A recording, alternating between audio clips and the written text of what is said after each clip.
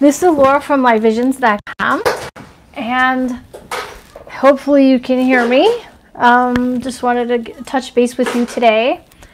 And I've been posting on the community channel on YouTube, okay? And it's funny how I've been posting about air signs and, you know, a lot of air signs, and nothing against air signs, but they can be known to do head games. And let's face it, water signs can be known for emotional manipulation, and fire signs can know to get heated and hot under the collar a little bit too quick. Can act quickly before thinking, right?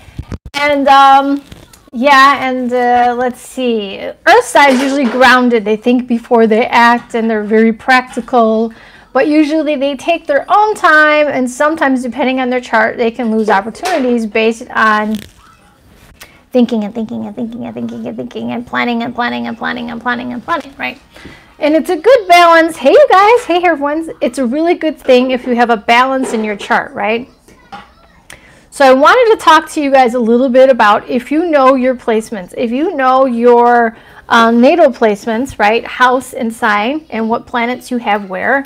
And we can talk a little bit about this, because I did get in a little, hey, Anatoly, how are you? I just got a message from somebody. Your chart looks like a speaker. You're so funny. I just got like a comment on somebody's, you know, on one of my, you know, the most popular ones are the sign compatibility things, you know, my favorite astrologer. Oh, thank you. How are you, Star? How are ya? So here's the thing. I have this guy who emails me, and I don't know what sign he was. I don't. And he commented on one of my videos, on the compatibility videos, which are the most sought out videos. And I say in the beginning of the video, your compatibility is, you can't just base it on sun sign, right? You have your moon, you have your Venus, you have your Mars. You got to look at everything. Hey, V, you have to look at everything combined to know if you're compatible with someone, right? So I said, just take this as a grain of salt. So use this as, you know, a gauge as far as you're gauging someone's moon, right? You're gauging someone's Mercury, how they communicate. Are we compatible communication-wise, right? Are we compatible at a soul level, your sun? Ascendant signs, are we compatible there? You know, look at that way, right? But it's not about that. It's about aspects too. There's more to it, you know. But I just gave, you know, a generalization, which I don't know. I regret putting those up. Those are the most watched videos on my thing, right? That along with the love videos, right? Romance in the 7th, and Venus, you know, dating in the 5th house, and marriage in the 7th, right? What it means for you based on sign and house and all that. Stress, totally looking forward to hear something of my spirits. Oh, hi, Star. And it's what Spirit's telling you. You know, I always hear, oh, thank you, Star. But it's okay. So this guy sends a comment, right? And his comment was like, you know, everybody listens to your videos, and I'm really upset because I'm not compatible with my wife's sign or whatever, and she wants to leave me based on your video. And I'm like, they can't, that's an excuse. I mean, that cannot be, like, seriously, like, that cannot be it. You know what I mean? You're not going to leave someone based on an astrologer says that you're not compatible, because it's not just your sun sign, right? So he's all mad at me, like really telling me off about how his wife wants to leave him, and it's got to be something else, or she's got to be using that as an excuse, okay? Because if I'll be honest with you, if I was in a relationship and it was blue skies and green lights, no matter what tarot reader, first of all, you're probably not going to be listening to a tarot reader anyway if your relationship is good. But if, you know, astrologers listen to astrology, people listen to astrology because they just want to know, am I, you know, work transit, like, am I focusing on my money? Is it a great time for vacation? They want to plan with the planets, because sometimes the planets work. If you know where to work, you know how to work with the planets, things can go better for you, right? So astrology is so helpful, yes. So anyhow, I'm thinking, she's not leaving him based on his sun sign. She's leaving him based on something else and using me as an excuse. So to that lady, don't use me as an excuse to leave your husband. That's not nice, you know. And just so you know, there's more to it than just your sun sign. Now let's talk about air signs, y'all, because you know that I have been dealing with a lot of air signs. I'm surrounded by air signs in my life. And if you hear toys, my daughter's playing. So anyhow, I'm surrounded by air signs. I'm not kidding. My mom was a Libra. My sister's an Aquarian. My daughter's a Gemini. And my dad was a Gemini ascendant, right? Taurus sun. Okay? So surrounded. Now, Ava's dad was a Libra. You know, there's good and bad in every sign. Okay? You can't say all this is one bad sign. All this is bad. You know, you can't really do that. Because my mom was a Libra. And we're talking about head games, like who's most likely to play head games, right? Mind games, head games, you know, the little mind Jedi trick games, you know. And it is usually an air sign. However, my mom had a lot of fire in her chart too. So my mom did not play head games. So you can't generalize and say all air signs are going to play head games. You know what I mean? Because my mom had a moon in Aries, and she had an intercepted ascendant. Her ascendant was Pisces, intercepted by Aries. Aries was the co-ruler to her ascendant. Plus, she had an Aries moon. So my mom was very direct with her emotions, man. When she got pissed, she got pissed. And she would get mad fast, but forgive quickly, too. So my point is onto this. Let's talk, oh, stink star. So let's talk about fire signs a little bit, too, okay? Now, you all know that I had a friend, too, that I was talking to who's an air sign that I really liked, or like, I don't know. My sister gave me her perspective as an air sign on the situation. She goes, you may not, you know, you jump to conclusions like, boom, like you jump to things fast, you know? And I'm like, well, dude, like I told him my feelings on a certain subject, right? And I'm like, now, like, he kind of ghosted me. I'm like, that's not cool. Like, who does that? Like, at least tell me how you're feeling. And she's like, well, maybe this and this and this. And maybe this and this. And I can't really get into it because it's personal. But I was like, oh, well, I didn't think of it that way. She goes, no, because you're freaking Aries and you're quick to judge. You know what I mean? Quick to get mad. Quick to be like, you know. And Aries, and I'm going to tell you this full moon in Cancer, it's going to have you, and I'm a Cancer moon, you guys, with my moon is in the 11th house of Aquarius, conjunct Ketu. So I can detach my feelings if I need to or have to, or if I feel, and I'm like telling my sister, I think, what if he was just being a player? What if he was just being a player on me, you know, playing me and all this, you know, wasn't serious and all that. That hurts my feelings, you know what I mean? So she's like, yeah, but you got to look at the other stuff going on, you know, like, and there was other things hits going on too, you know. So she was telling me, look at it from this person's end of things, okay? Don't just jump to crap, right? And I'm like, yeah, that's true, that's true, that's true, right? So let's talk about fire signs and how we can jump to shit, okay? Fire signs could also, you know, kind of get riled up quick. You know, we're fire, you know. We can get riled up real fast and like be like, you know, we take actions and, you know, act before thinking, you know. What do they say? Aries will go to where angels fear to tread and live, right? And that's why a lot of Aries energy, Aries people, like especially if Aries rules your second house, right? Or your sixth house of work environment, police, firefighters, all that stuff. You know what I mean? Your Mars is in Aries. You could be involved in, especially if you're Venus, you make money. And if Venus is in Aries, either it's entrepreneurial or it's police, firefighter, you know, something dealing with weapons or sharp objects and things like this, right? So we will, and a lot of times military too could be Aries energy. So we're tend to, it's fight or flight. You know what I mean? And my thing was, I've been so hurt by a past situation. I'm like, this is not happening to me again. You know what I mean? My moon's in Cancer. Yes. Yeah. So, but it's in the house of Aquarius in the 11th house, right? So I'm like, I am not allowing myself to be hurt in this situation. So I was taking precautions, right? And I thought by telling this person my precautions, you know, that he would be like, oh, okay, I get it. I understand. All right. I hear you out. Right? I got to do this and this and that. Okay. And not that he would, PTSD from old relations. Yeah, maybe, well, yeah, it could have been a little bit, Brother Jerry. It could have been. So here's the thing. I just thought either he was going to do what he had to do for himself, but at least he would be honest with me, like, hey, okay, because you made that decision, this is where I got to go with mine, you know, da-da-da. But because he kind of ghosted me, I think in his feelings maybe weren't genuine to begin with. And then I got my knickers in a big old knot. Like, I got up in my feels, right? Like, we have our full moon in Cancer now, right? Our full moon. And I'm thinking, and my sister's like, maybe he's not speaking to you too. I mean, his moon is in Aquarius. So means that he detaches emotionally when he's thinking about stuff, and like he's got to think about what he wants to do, right? He is a Libra.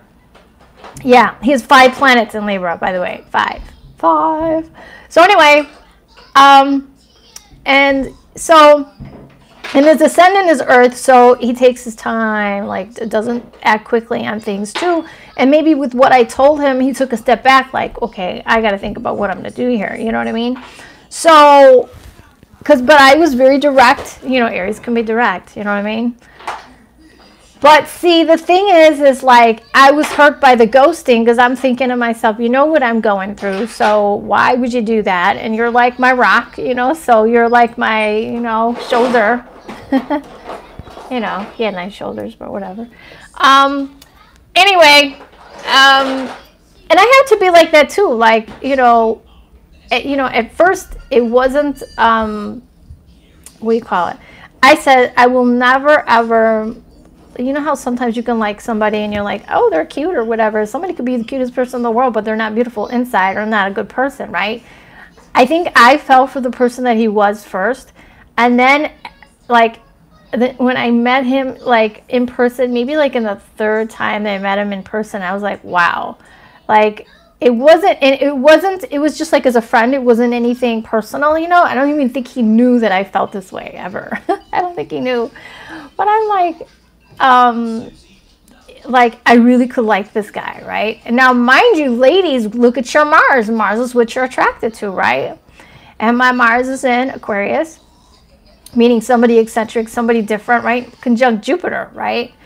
And so, and it's in the 6th house, right? So somebody who's humanitarian, right? And I have always usually met people at my job, through my job, my work, somehow, some way, shape, or form. You know what I mean? This person was not a client, just so you know. But anyhow, it means that this person, like, I will fight for justice. Mars conjunct Jupiter is justice, right? And he was, like, on the same page with me as far as the way I thought about things. You know what I mean? My belief system, right? And my eccentric belief in my astrology and tarot and all that stuff, he was not turned off by it. He was like, okay, you know, it's fine. I mean, he didn't judge me about it. But maybe privately he thought it was different, but maybe, you know. And I would never make someone believe in what I believe in, okay? But I just wanted to say, every sign has their little shtick, okay? Little shtick. And we all have air somewhere in our chart. And let's face it, I have 6 planets in air. 6, okay? So I do have a lot of air energy in my chart, even though I'm in Aries, right?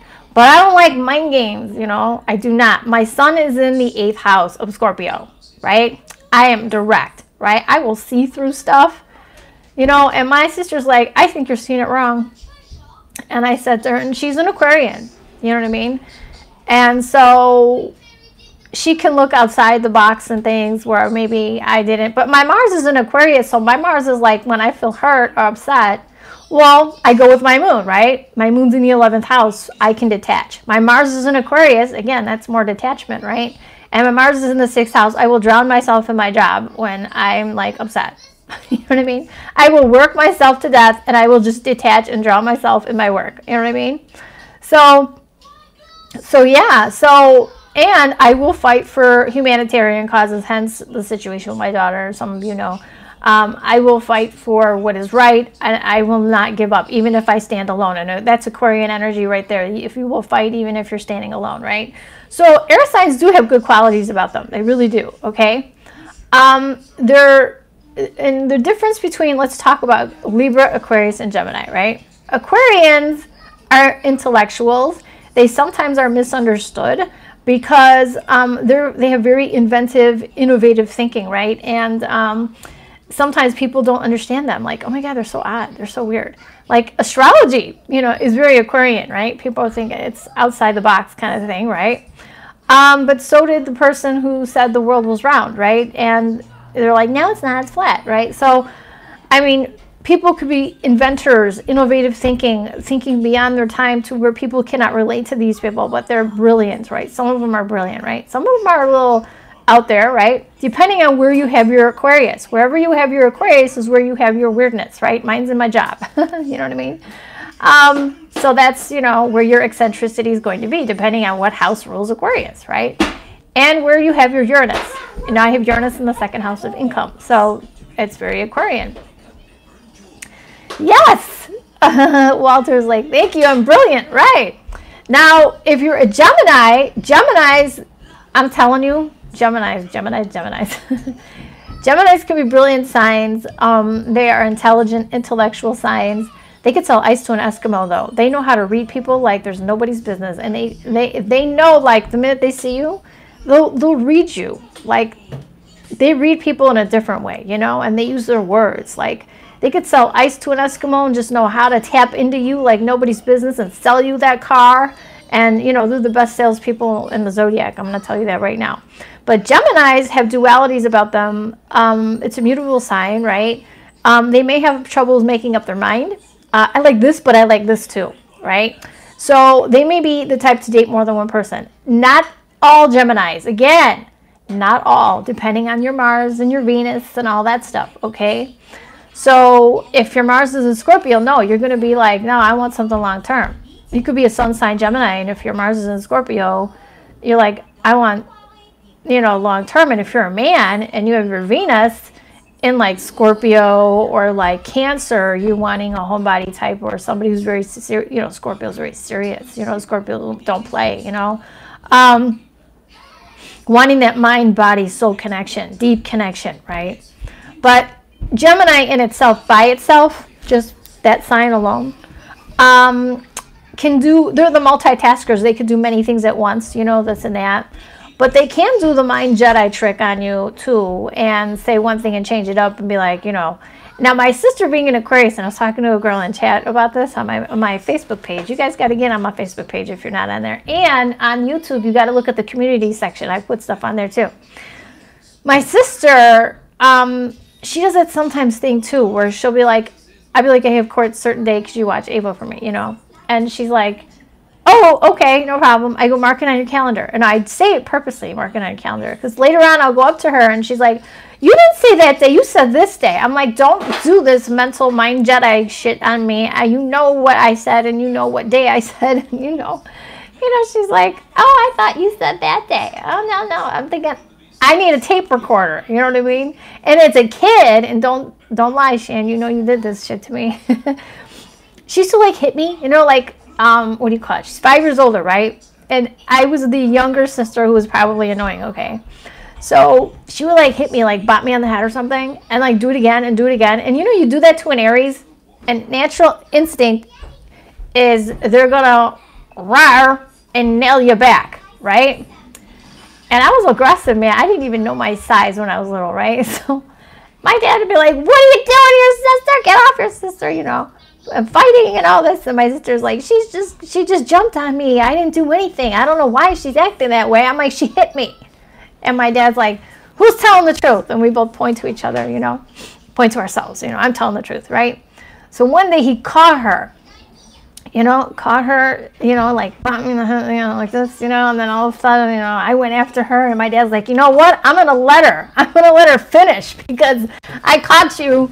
And don't say that you weren't doing shit because I saw you doing it now. You know what I mean? And she can totally deny this, but she knows, you know. Her and my cousin also shoved me in a hamper, too. They shoved me in a hamper. It had holes in it and stuff, so don't worry about it. I wasn't going to die, but I did. I was a kid, and her and my cousin Bobby, like, were playing or whatever. They were the same age, and I was annoying them, I guess. So, like, man, and I was little, so they put me in a hamper.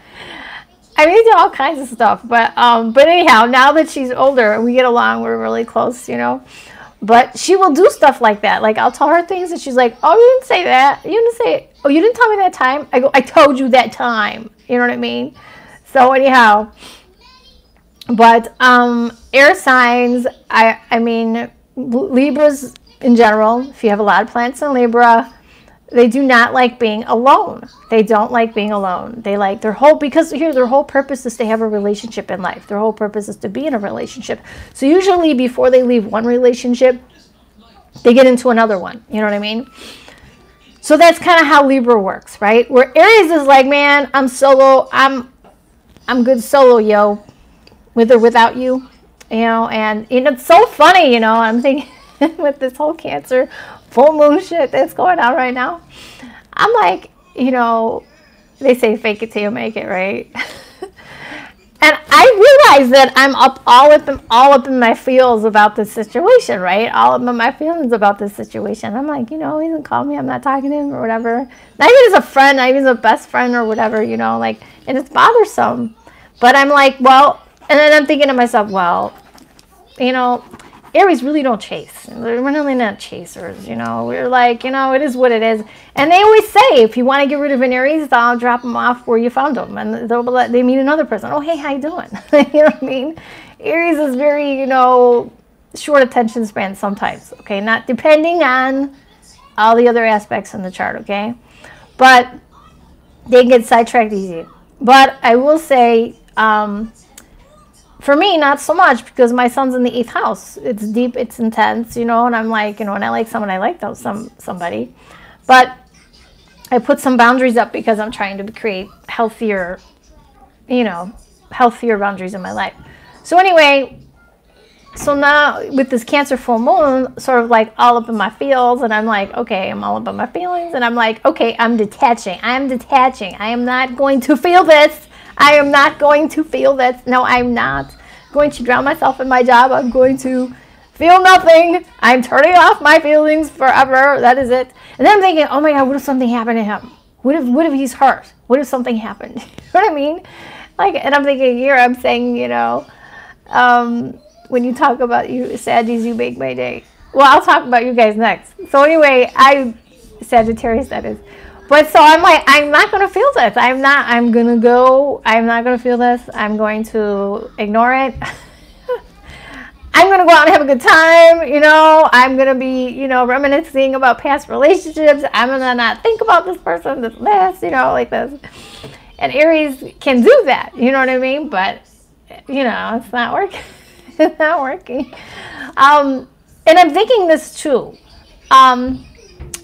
You know, whenever you go through a traumatic experience, right, or like something really difficult in life, and that person, at least for me, who has been there for me, my Cancer moon kind of clings to that person.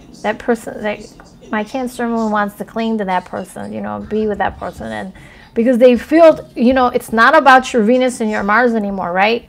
Because I don't care if you're a man, you're looking for your Venus. If you're a woman, you're looking for your Mars, right? If you're a woman, Venus is how you flirt. If you're a man, Mars is how you attract somebody in, right?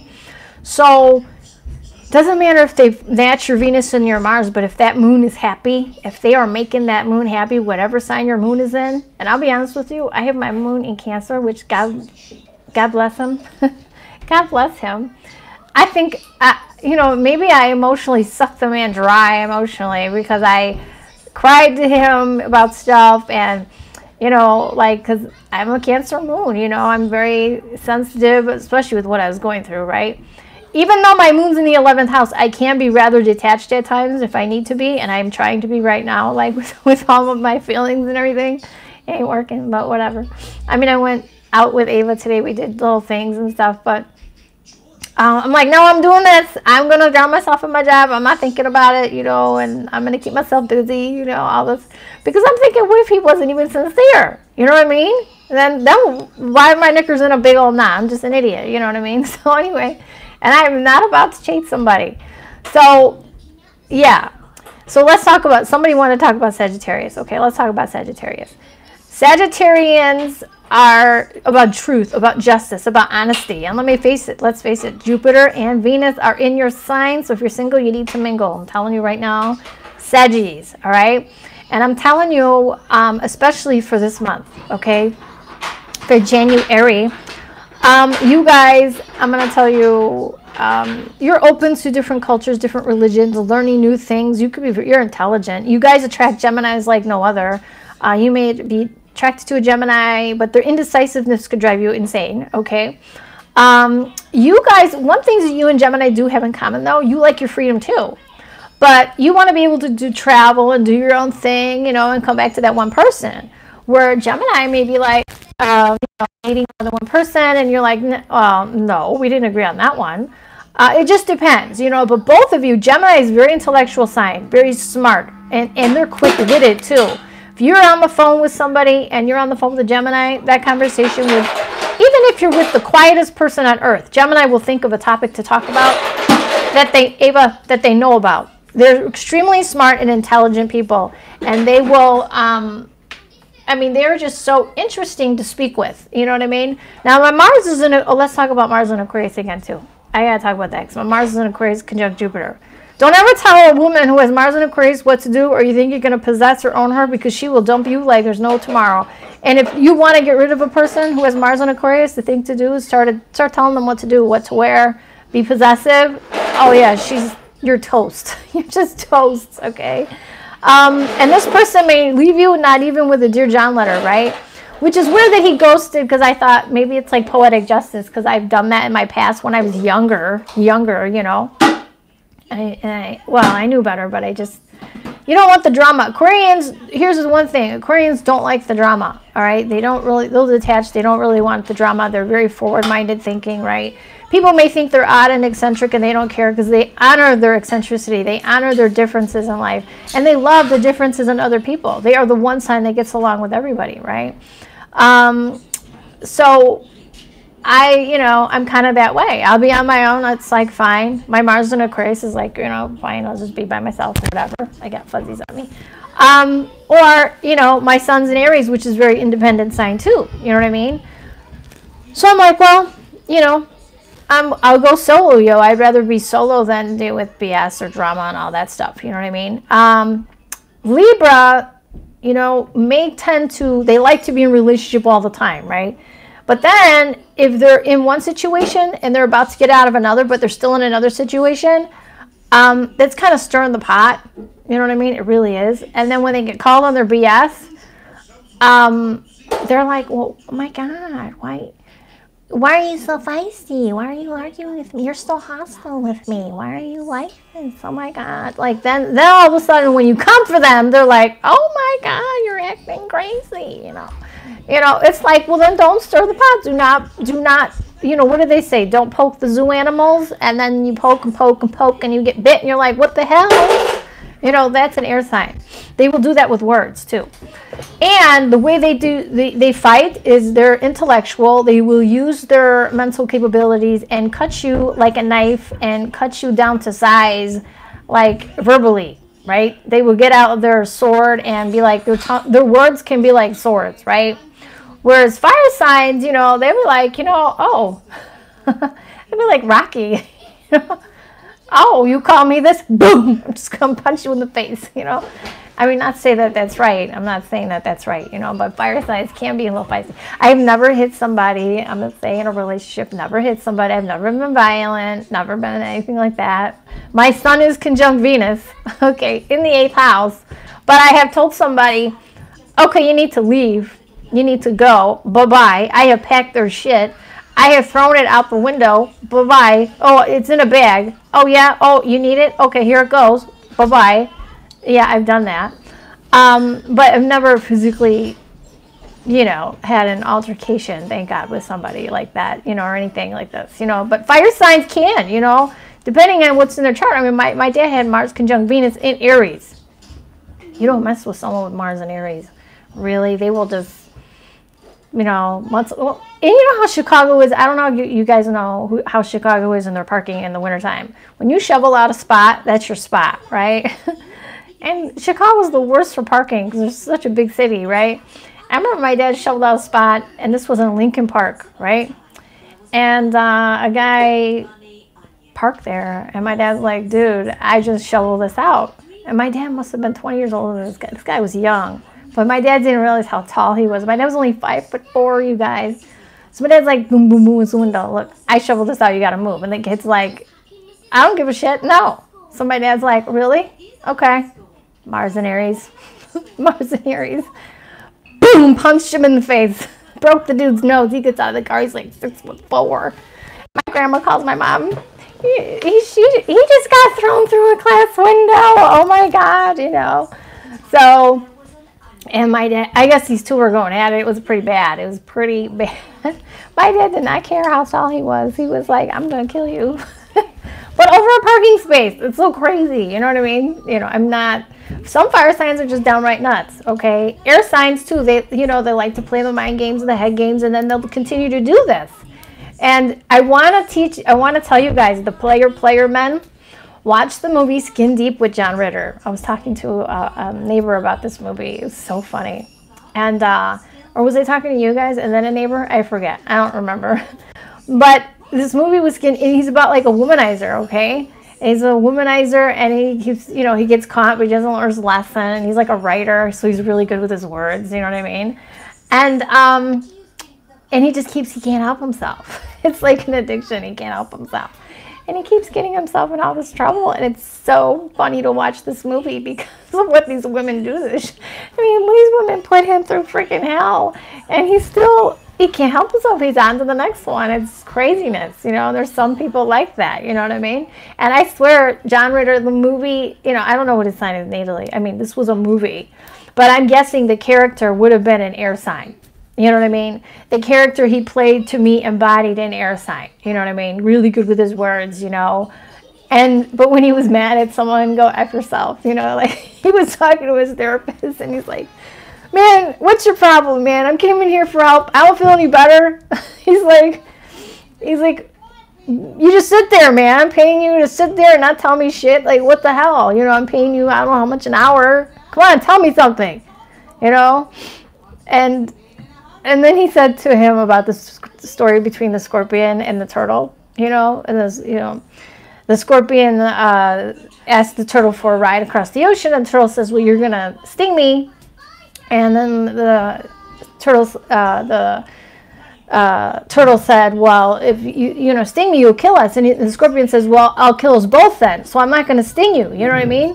So anyway, turtle gives the scorpion a ride, and the scorpion will sting them, and then they're both going down. He goes, wait, why'd you sting me? He goes, it's in my nature. I'm a scorpion. That is what I do. You know what I mean? So the moral of that story is, you know, people don't change their spots. You know what I mean? They are who they are. So the psychiatrist told him this, right?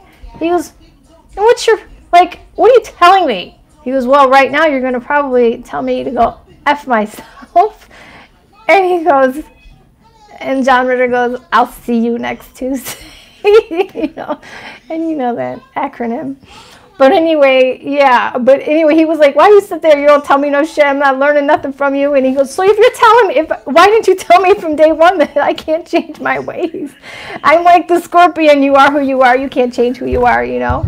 He goes, well, unless you really wanted to change, you know. He goes, but can a person really change, you know? And the psychiatrist's like, well, in most cases, no. He goes, so what the hell am I doing here talking to your ass? It was funny. It was just such a funny movie. But, okay, so let's talk about Sages. Sages are fire signs, and they like their freedom. So they're known as the Knight of Wands in the tarot, right? So Sagittarius is known to love them and leave them, right? It's like, I gotta go. And it's so weird because that pilot that I had dated was a Leo. Virgo ascendant, and his Mars was in Sagittarius, or his moon was in Sagittarius too. I think he has Mars moon. So it was funny because he loved traveling. You know, this guy liked traveling all the time. And so my problem was with my sun Venus in the 8th house in Aries was, well, okay, but when you're in Chicago, that's my time, right? My time, yeah. Oh, well, I got this to do, I got that to do. I go, oh. So I'm like on the rotisserie. I'm not a priority. I'm like an option. So my Mars in Aquarius kicked in, and I'm like, you got to go. Bye-bye. So, yeah, and not only that, but we had other differences, too. Like, he hated poor people, and I don't know. I was like, seriously? Your mentality is like that? But anyway, my Mars in Aquarius is not like that. It's very humanitarian-ish, especially conjunct Jupiter. Very much equal rights for people and, you know, equality, justice, and all that stuff. I will fight for the person who can't fight for themselves. But so let's talk about Leos. Leo the lions. Now, Leos are a very confident sign, right? Leos are, and it's so funny. The first thing when I hired my lawyer, I looked at his sign. You know, he's a Leo. I'm like, yeah, that's why I need a Leo. You know what I mean? I need a Leo. I'm an Aries. I need another fire sign, man. So, yeah. So fire, Leos are strong, right? Leos, it's really hard to bring down a Leo. And even if you wanted to verbally bring down a Leo, let's say you're going to do the mind Jedi trick to a Leo and try to bring them down. They're the most confident signs in the zodiac. You're not going to make them feel like shit, and you're not going to make them feel bad about themselves because they're like, I'm a Leo. I'm the lion. Didn't you know? I rule the, all the, what is it? All the animals, they rule. Like, they're like, didn't you see my, and usually they do have a nice head of hair, Leos. But, yeah, Leos are very confident. Some people say if it's a Leo ascendant, some people say they could be arrogant. And one thing that Leos do have to worry about is it's a we, not just a me. And it's not all about that person. And they're so used to getting attention because their ruler is the sun, that they're like, well, isn't, like, it's hard for them to relate. Like sometimes, well, it's always been about me, so I don't understand why it's not about me right now. Like, you know what I mean? But they don't mean to be that way, because they could be the most giving sign in the zodiac. They could be the most giving and loving sign ever. And they can lavish you. Oh my God, they can lavish a woman, like, totally. If a man has his Venus in Leo, he's looking for the woman with the bling bling. Like, he's looking for the woman who walks in the room and every guy in that room is like, wow, I want that one, right? If his Mars is in Leo, oh, he knows he's going to show. Like, he's going to be like a peacock flapping his feathers, right? 8th house Leo, he wants to be the king in the boudoir, right? Compliments in the boudoir will get you everywhere if they have an 8th house Leo, okay? He wants to be the king, if you know what I'm saying. He wants to be the hostess with the mostest. That's what I'm saying. All right, so that's what the fire signs. And then they, so I covered the air signs. Water signs, we'll talk about water signs, Cancer is like, I have a Cancer moon, right? And it's funny, Aries, and here's the thing about my video. I say Aries is not so much compatible with Cancer, not so much, right? But, that's what I was trying to tell this guy, there's always a but. My moon's in Cancer, so I have dated Cancers in my life, and I had a long-term relationship with a Cancer man, who I'm still friends with to this day, and he's very caring and compassionate, and all this stuff. And it was so funny, I had during this full moon, I had like a dream, and I texted him right away to make sure everything was fine with him. I'm like, is everything okay with you? Because I had this weird dream. But he's like, yeah, why are you calling me? Why are you texting me? I just want to make sure you're fine. But yeah, so like we don't talk all the time. It's just on our birthdays we'll say happy birthday and all that stuff, But I do get along with Cancer, and that's because that's my moon. And I'm going to tell you, no matter if somebody satisfies your moon or your Venus or your Mars, if they make your moon happy, you're in, like, that's the most important thing, right? But let's say somebody satisfies your Mars and your Venus, and you're like, wow, the attraction's good, the physicality is good, and it's all good, right? But emotionally, you're starving. Emotionally, your tank is empty. That relationship isn't going to last. That relationship is, you're going to go solo, yo, bye-bye. Ain't going to last. You're emotionally unfulfilled, right? You are the 9 of Cups reversed, or the 10 of Cups reversed. You are just, one thing with Cancer moons, and this is why I felt so bad for that guy, because his moon was in Aquarius, right? I think you drank too much pop. Are you drinking that? Stop drinking that. Stop drinking that. Drink your water now, please. Thank you. Now I need to go poo-poo. All right, I will help you. Oh, God. I went to the mall and I had a pop, and I forgot it was sitting on the table, and she drank it. So anyhow, are you okay? So what was I saying?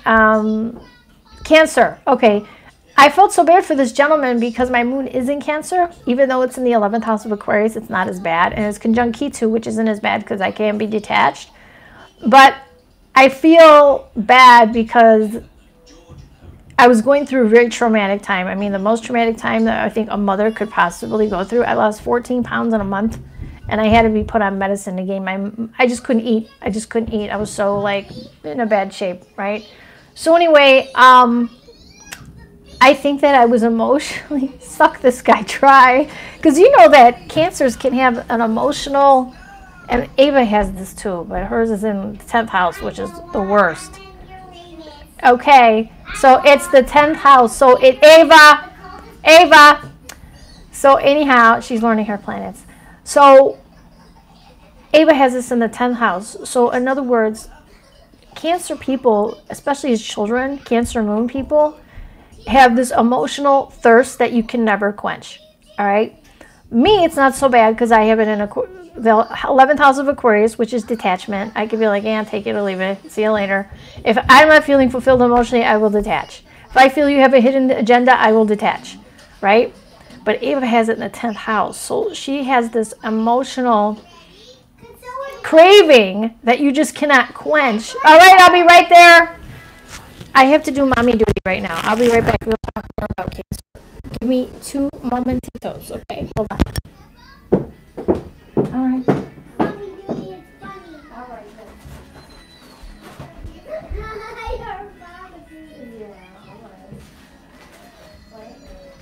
I drank too much pop. You shouldn't be drinking that. That was mommy's pop. Well, there are 2 straws for me and you. Well, for you to have a sip, not drink the whole thing. But I do not.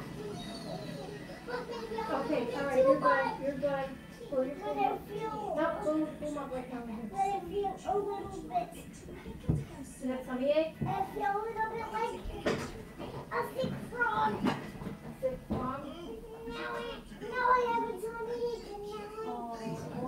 Just sit down and boom up and play with your But I picnic. really want a tubal thing. Okay, wait. Play with your picnic set, okay? Play with your picnic set and then give me a moment.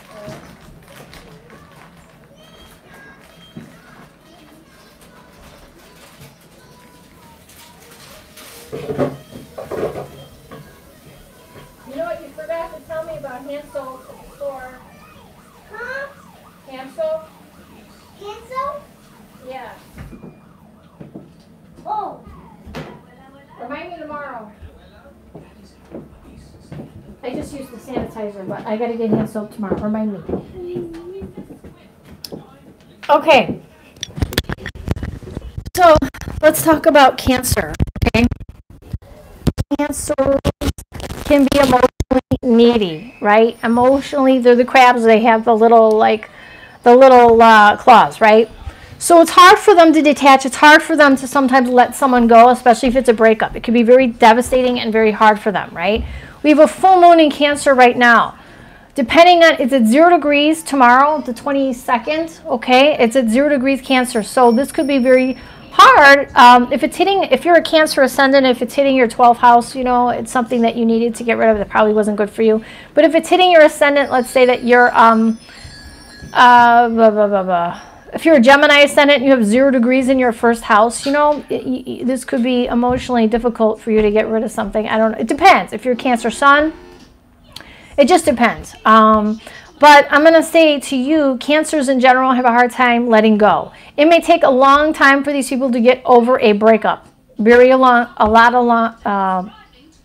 time, long time to get rid of over a breakup. It could be very difficult for them, right? They may have an emotional attachment to someone for a very long time. Hence, I went out with 2 Cancers in my life. One lives nearly down the road from me, and we don't really talk. And it's so funny, though, because he's like a Gemini Cancer. He's on the cusp, you know. And he broke up with me because he wanted to marry somebody from Italy. I was like, are you kidding me? And he broke up day before Valentine's Day. I'm like, you're such an asshole. So he was kind of a Cancer that, and then every time I go shopping at the grocery store, when I bump into him, he always is like, oh, you know, would you want to go out again? I'm like, no, I'm not all Italian, remember? Like, I don't speak, no capisco italiano, you know? So I'm like, I'm not Italian enough for your ass, so no. And he always asks. I'm like, why'd you dump me then? Well, you know, maybe we could go out. You know, we're older now and this and this and that. And I'm like, well, if I wasn't good enough then, why am I good enough now? You know, I ain't going backward. Anyway, and then the other one I do see, like just on like Christmas, they'll say Merry Christmas or birthdays, Happy Birthdays, stuff like that. You know what I mean? So they do have this emotional attachment to people that they date or people that they're close with, okay? And me having a Cancer moon, I have that same thing, okay? So I do care, Ava, I do care a lot about people, you know, if I've dated someone or it's not just a fly-by-night, you know. Cancer moon especially or Cancer sun, they're really not good with, do not have a fling. And that's what I was afraid of with this person. I did not want a fling because I can't do those because I get too emotionally attached. So Laura already knows that ain't Laura's thing because I can't handle that. No. And I already was just taking precautions to make sure this would turn into something kind of long term if it was going to go anywhere, because I get emotionally like invested. You know what I mean? This guy was blind to let you go. Oh, thank you, Walter. You're so nice. Walter Hernandez. Thank you. No, but I think he wasn't over his past. You know what I mean? Which I give him credit. He wanted to fix the situation, and I give him credit for that. You know what I mean? But I just didn't want to be on the sidelines like, okay, so where does that leave me? You know, and you're wanting to see me while you're fixing something with somebody? Nah, I can't do that. No, because then I'm going to get attached, and then I'm going to be one left out and hurt because you have a history with somebody. So fix that first, and then, and then you just disappeared, and I was really hurt. I was really hurt. And my sister's like, well, look at the other factors. There was other factors involved, and she was like, you're not looking at this other stuff. And I'm like, yeah. I'm like, maybe he was never sincere in the first place, and it really hurt me because I was like crying my eyes out to this person about stuff I was going through with my daughter. But anyway, with my Cancer moon. So now I'm just like, I'm not going to do this full moon in Cancer. I refuse to partake. You know what I'm saying? I'm going to be my Aries self and get back out there and like be, social and yada yada, okay? I'm going to do this. So that's my Aries in me, okay? So, but once Aries is done, or my Mars in Aquarius is done, it's just done. It's not, there's no going back, you know what I mean? It's just done. So, so what other sign? Okay, Scorpio. Let's talk about Scorpio. Scorpio, okay. Scorpios, I will tell you one thing. They're next to Gemini, the second most, intimate sign, let's just put it that way, in the zodiac. So they have their appetite next to Gemini. Gemini is number one. Their appetite is second to Gemini. So Scorpio can have a very high appetite, especially if their Mars is in Scorpio, or if you have your Mars in Gemini, or your 8th house is ruled by Scorpio or Gemini, okay? Big time appetite in the physical realm. But I will tell you, if a Scorpio just is looking just for that, they will be upfront about it. Like, look, I'm not looking for something serious. Somebody really hurt me. I'm not over it, but it's just going to be this. And they will be direct about it, and they can... Some can separate that. Some cannot. So they're like, look, I want that mind, body, soul connection, right? So either you're going to bring it both feet in, and if they're direct with you like this, and like this is where my 8th house sun comes in, right? I was direct with that guy, very direct. And I think I scared the crap out of him, maybe. I don't know. But I had to be because I was safeguarding myself. So Scorpio energy, because I'm Aries, but don't forget, whatever house your sun is in, you're also partly that house too. So I have kind of an Aries Scorpio sun, Venus, Aries, Venus, suns in the house of Scorpio. So therefore, I'm not looking for the good time. I'm looking for the long time, right? So anyway, you want that deep, passionate, intense connection, right? So, and I'm going to tell you, if your Venus is in the 8th house or you have Venus in Scorpio, when love is good, it's good, but when it sucks, it sucks. Because it brings a lot of intensities, highs and lows, right? It's not like this, you know what I mean? You got to work on this, you know what I mean? Keeping it balanced, which is why I was trying to avoid the drama. I'm like, I don't want, this has drama written all over it, and I don't want any part of that. So fix it and then come back to me. You have Venus and Scorpio. Yes, it's either they either gonna go big or go home. I mean, not like as in, you know what I'm saying? They are all in, both feet in, and it's not, a Scorpio's not gonna put their toe in the water. Hell no. Jumping in the deep end. We're Adele's song, rolling in the deep. They're gonna jump in the deep end of the pool, and either you're swimming with me or you're not. That's how Scorpio is, all right? Are you with me or you're not? And if you're either for me or you're against me, right? But if you have a Scorpio moon, trust is earned and not given. So if somebody is Scorpio, right, real intense. So if somebody's a Scorpio, and you lie to them.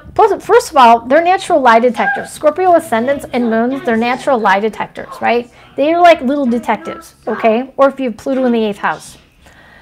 Now, these people know shit, okay? So if you're lying to one, and they won't even let you know they're doing their research. This is what they'll do. And I'm going to tell you, like, I'm going to give you an example. And I have fuzzies all over me from my little table here. But this is what a Scorpio will do. Oh, I got your phone bill. Yeah. You talked to this girl. Yep. Got that. Oh, hotel bill. Yeah. Can you explain that one? Okay. Yep. Saw a picture of you and her in the car. I mean, they will have boom, boom, boom, boom, boom. And you ain't going to be able to, like, Scorpio will get the recon on your ass before they even let you know. Like, you will be up Schitt's Creek without a paddle. They'll have their shit so, like, on point that you're like, damn. They will do research, and they're the kings and queens of research. You know what I mean? They are natural detectives of the zodiac. You know what I mean? So, Scorpio is very psychic, very intuitive, especially if you're Scorpio ascendant. And one thing with Scorpio, they tend to date other Scorpios. Really, they do. Because, and the fact that I think I have a Scorpio 8th, like my sun is in the 8th house with Venus, people are either going to love me or hate me. You know what I mean? Because I am who I am, and I don't make excuses for who I am. I am direct, and I don't pretend to be something I'm not. So people are going to either love you or hate you. And I remember going to a therapist after my parents died, right? And we would talk all the time. You know, he was Greek. And I would tell him about how I was feeling about my mom passing away, my dad, you know, and this and this. And he goes, when you talk to me, and it was so weird, okay? I'm always being hit on by people who are in, it's like inappropriate for them to hit on me. But it always happens, right? Because I think of maybe it's because my Mars, Jupiter, it's by quintiling my sun, Venus, okay? That's why I think it's happening. But, okay, so I went to this guy for therapy. He's Greek, and I'm telling him about my mom and my dad and all this stuff, you know. And we're talking about the things, you know, like about life and about, you know, he's getting a history on my background and my growing up and dating and stuff like this. And all of a sudden, out of nowhere, you know, I'm looking at him and we're talking, and he's like, if I wasn't your doctor, would you date me? And I'm like, what? Like, I just spilled my guts to you. What are you talking about? Right? And he's like, if I wasn't your doctor, would you date me? And I'm like, this is so like not cool right now, right? You know, so, and I'm like, well, why would you ask me that? So it was like, I'm a patient. Like, you're messing stuff up here. Can't you get me better first? You know what I mean? And he's like, when you look at me, when you talk to me, you look like directly in my eyes. You know what I mean? Yeah, that's what I said, Cole. And he goes, you look at me directly in my eyes. And I'm like, well, I was always told when you're talking to someone, you look them directly in the eyes. You know what I mean? But Scorpios will do this. All right? Here, I'm going to tell you something, Scorpio, and people who have 8th house planets. When you look somebody directly in the eyes, right, okay, some people don't like that because they got something to hide. People who don't have something to hide maybe love it. Either they're going to love it or hate it. But they're automatically going to know that if people who hate you automatically for no reason whatsoever, may have something to hide, and they just feel like you just know shit about them and they don't like it. They just do not like it, right? But this guy was like, oh, you look at me in the eyes, and I'm like, help please, Mother Laura Star, you're so funny. So, yeah, and he was a Capricorn, which is funny because Capricorn rules my 5th house of fun, romance, children, you know what I mean? So his sun fell into my 5th house of children, romance, so it would be, synastry-wise, kind of natural, I mean, I guess, synastry-wise, especially if his sun fell onto my north node. I didn't know as much then as I know now about astrology. But if his sun fell on top of my north node, that means he would have been not only like a teacher to me in this life, but he could have felt very drawn to have a romantic relationship with me, even though it wasn't supposed to. It was inappropriate, you know what I mean? But we did get along, and he was very intellectual and very smart, which my Mars loved that. But I was just like, and my Mars, though, is conjunct Jupiter. So it's all about doing the right thing, about justice, about do it right. Let's do it the right way, not the wrong way. What's the best way to make an Aquarius happy? Be their friend. be their friend first. If you wanted to be with an Aquarius, be their friend first. Now, if a guy has Mars in Aquarius, this is different than a woman. Now, I have my Mars in Aquarius, right? And it makes me eccentric. It makes me like my freedom, my liberation, you know, right? It makes me, I like to be humanitarian, like, because it's in the 6th house, right? And I like a guy who's like who has those qualities as well. And I tend to like guys who wear glasses and nerdy intellectual types. People who are like, that guy's like really nerdy. And I'm like, isn't he cute? They're like, no. You know, I'm like, yeah, I think he's so cute, you know. And then when they talk, and if they talk and they're like really knowledgeable, then I'm like, oh, my ears perk up like a Doberman Pinscher. I'm like, oh, wow, he's really smart too. You know what I mean? Aquarians like smart guys. So if you like an Aquarian, you know, intelligence is going to be huge. But if a man has his Mars in Aquarius, that's how he flirts. So this is hard. I feel bad for guys with Mars in Aquarius. So either one of two things. He's going to be detached and be like, well, let's see if she chases me. He's going to give the wrong message that he's not interested in, and he is. So don't do that, Mars in Aquarius men. Or he's going to fumble. He's going to be awkward, and, you know, it's going to, you know, feel awkward for him. And he could be the one where he puts his foot in his mouth, and it, not literally, but you know what I'm saying? Insert foot mouth syndrome. You know, insert foot in mouth syndrome. That's how you say it. Yes. But he could be just totally socially awkward. And the best thing for him to do is be her friend first if he has Mars in Aquarius. Okay. And once that awkwardness gets over with, she'll start falling for you because based on the friendship, you know what I mean? Which is weird because this guy, I talked to him like a friend first. You know what I mean? I talked to him, like, I wasn't even seeing him that way, and maybe until like the 3rd time I saw him, but it was our conversations, right? And it was the fact that he was so intelligent, and the fact that he was giving me good advice, like, and I don't know, it was just, he wasn't trying to hit on me, you know what I mean? Which made me like him more. Like, wow, he's really being a friend, you know, like I really, and then when I started really liking him, maybe then that made him like, okay, I don't know. Maybe he just wanted to be friends, you know, but he should have just said, let's just keep it friends. I don't know. I just didn't want to be a benefit. You know, my sun in the 8th house can't do friends with benefits. You know what I mean? My moon's in Cancer. You know what I mean? I get attached. And then my sun's in the 8th house wanting that intensity and passion, like, you know, full on, you know, it's like, you know, my Mars conjunct Jupiter, go big or go home.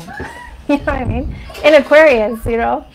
But yeah, so be her friend first. If you like an Aquarian, be their friend first. Now, if the girl has Venus in Aquarius, this is, you know, she could feel flirting is awkward for her. She may seem detached even when she's interested. You know what I mean?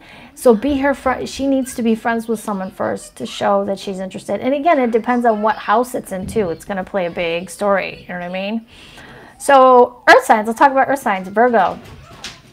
Virgos. Now I'm a Virgo ascendant, which my astrology teacher said that was like a wet blanket to my fun Venus sun. He's like, that sun Venus can be kind of fun. And I'm like, thanks.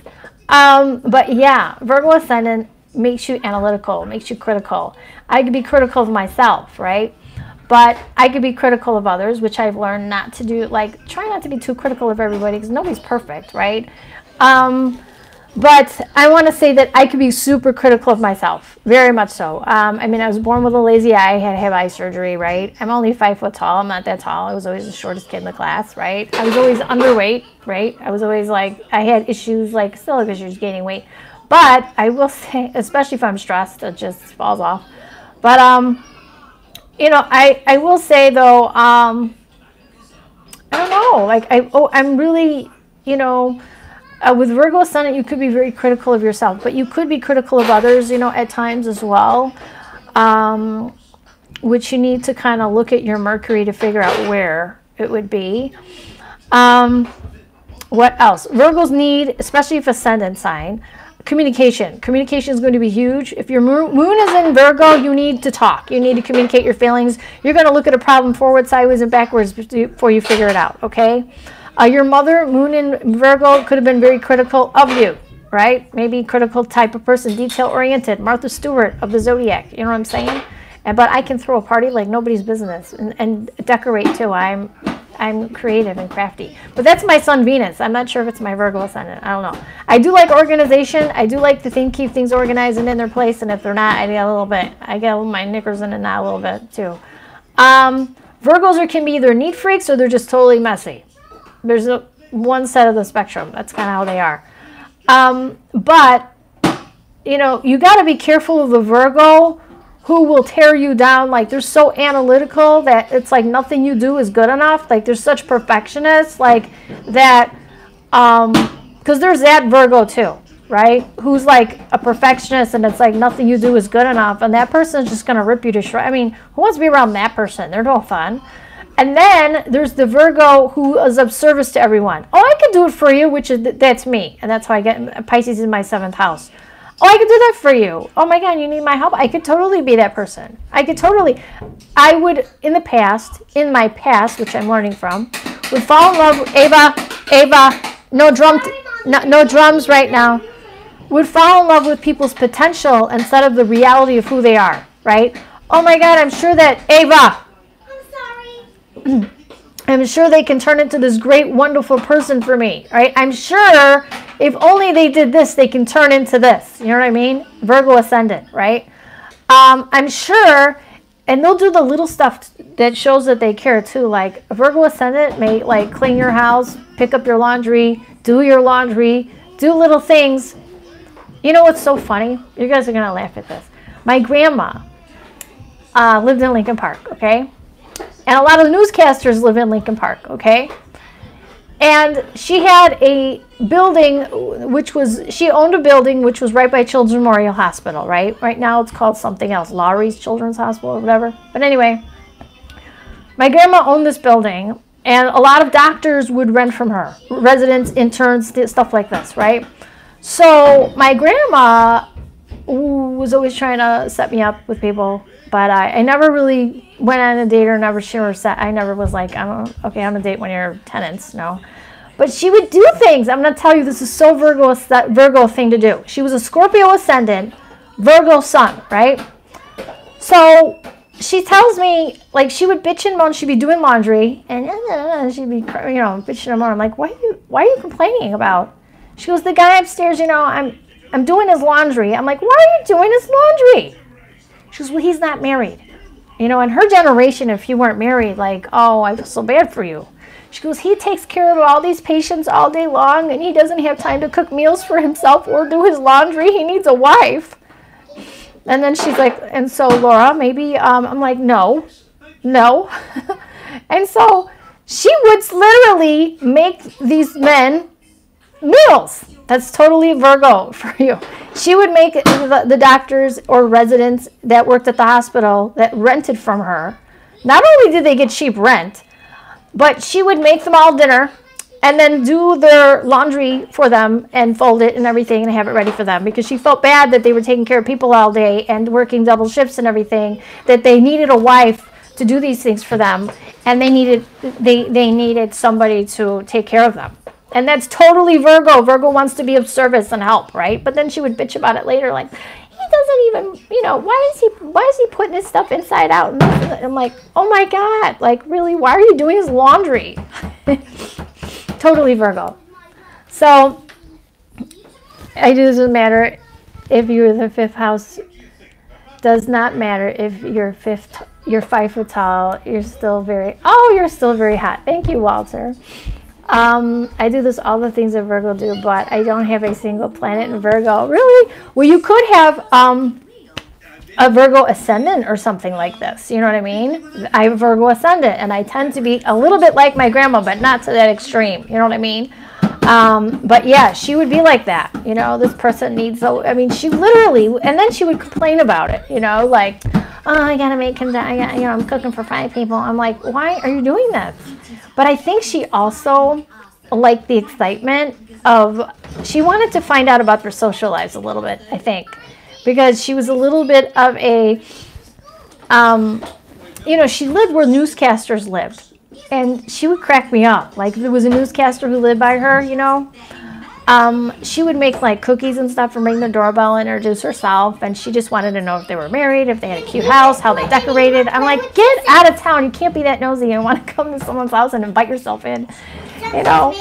So she was like that, you know. And I think that these doctors, you know, she was intrigued probably with their lives. But like, why are they so single? They have this job. They work so much. And, you know, I don't know. But that's Virgo. Okay, you guys, let's stay focused. That is totally Virgo, analytical, detail-oriented. She would do things, but then later on be a little cranky about it. But they're the Martha Stewarts of the zodiac, okay? Capricorn are the workhorses of the zodiac. Now, it depends what you... Ava, move that over there. I'm serious. If you're a Capricorn sun, you could be a workaholic. Status could be a huge thing for you. Going up the corporate ladder, working Mars in Capricorn. Oh my God, workaholic. Going up the corporate ladder could be important to you. Now, if you're a Capricorn ascendant, you could have had responsibility put on you, or you have responsibility put on yourself at a young age. And as you age, as you get older, you have more youthfulness to you because you don't sweat the small stuff no more, right? And again, could be a workaholic, a workhorse, Capricorn. My Jupiter conjunct Mars in the 6th makes me a workaholic, and I had to change things up big time when I had Ava, I'm telling you. But I will say Capricorn, and my 5th house was ruled by Capricorn, which is fun, and I do consider work fun. Which is why I do get along with Capricorns as well as Cancers. So you can't just go by sun sign, you guys. You got to go by your wheel. You got to go by the whole wheel.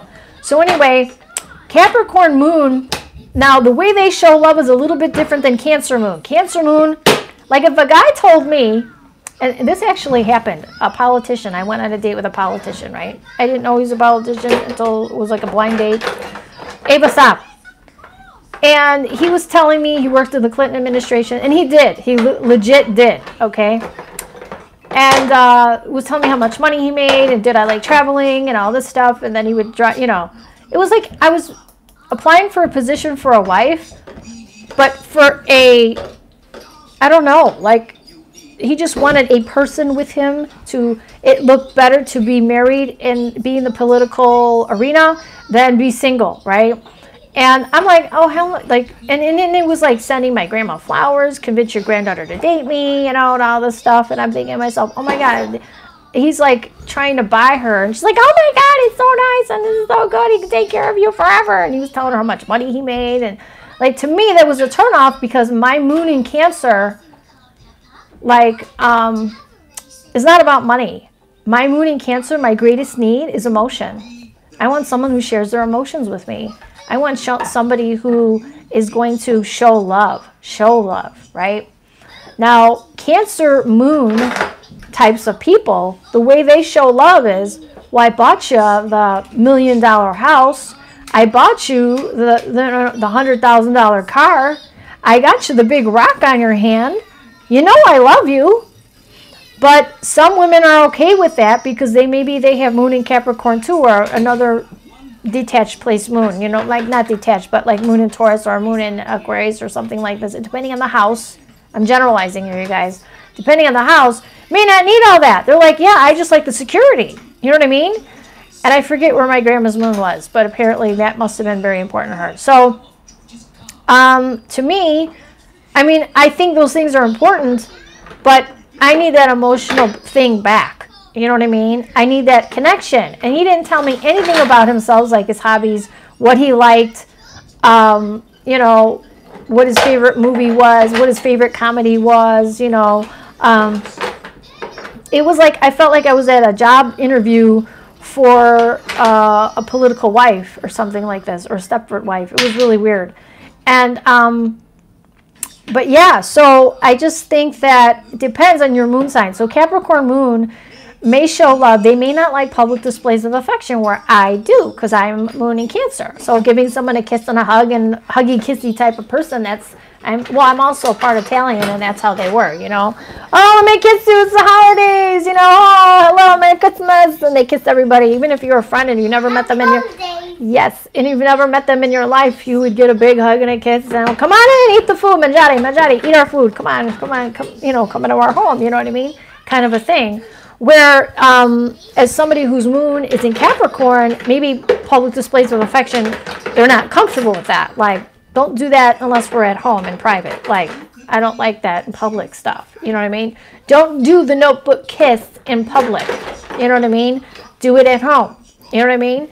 Where, you know, I don't know. I feel like if it's a nice romantic evening, whatever, and you're on like a boat or something, or you're downtown on Navy Pier and whatever, and somebody gives you a nice kiss goodnight, it could be nice and romantic.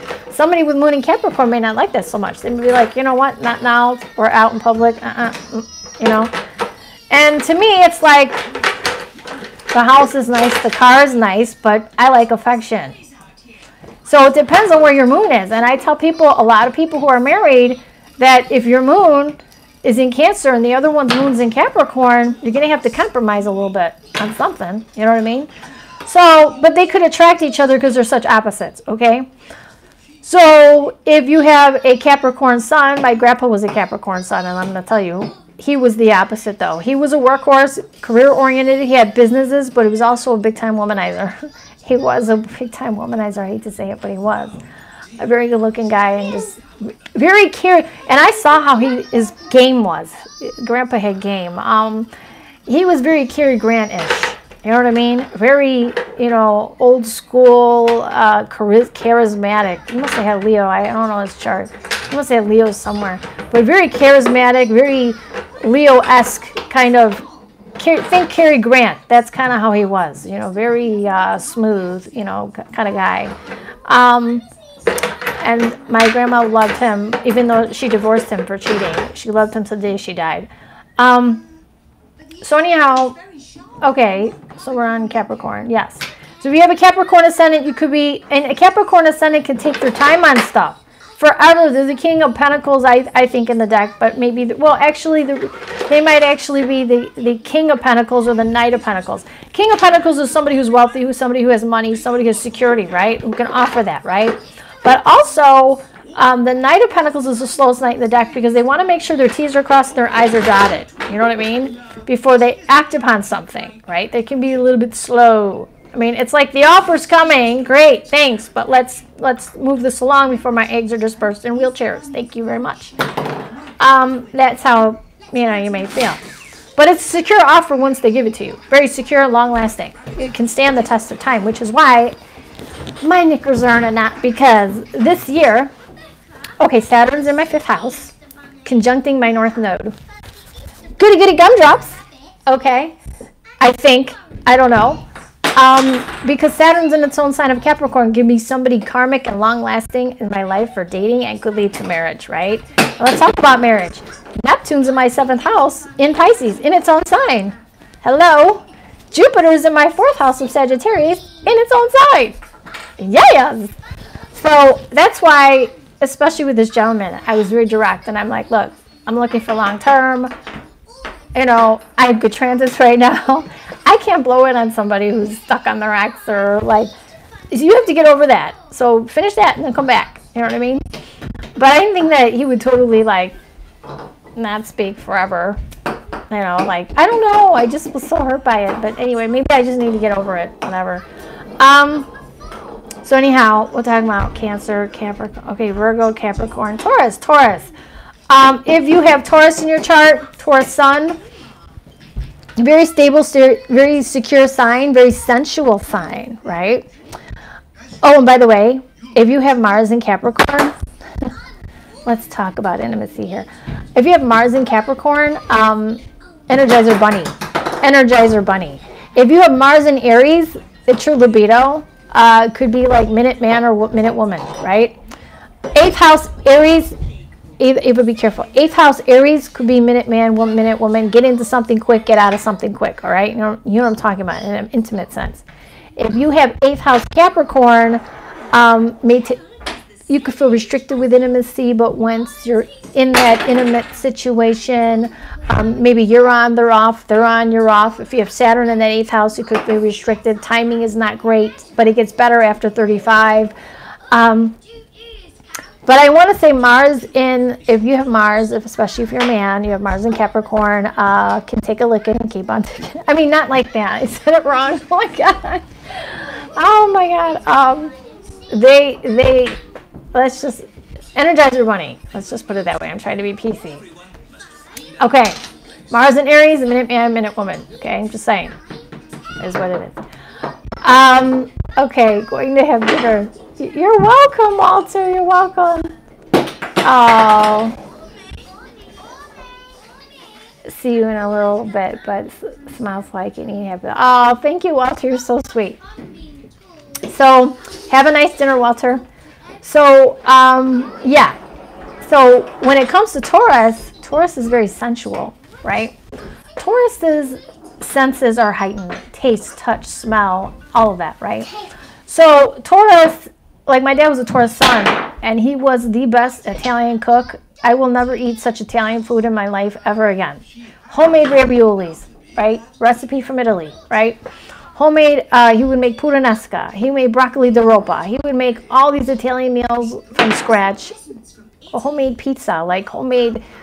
This guy could cook like nobody's business, right? His whole dream, my dad was an interior decorator, painter, did wallpaper, tiling, went to beauty school. He was very, well, Venus was conjunct Mars. He was a very creative person, right? But his whole thing in life, he wanted to be a chef. He wanted to be a cook, but he loved cooking for family gatherings and things like this, So he was a really good cook.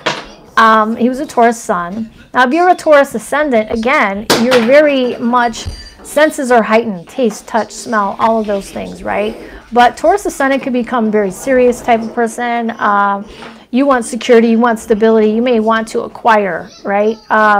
Things. You like things of beauty, right? Ruled by Venus. Taurus is ruled by Venus, right? Things with beauty.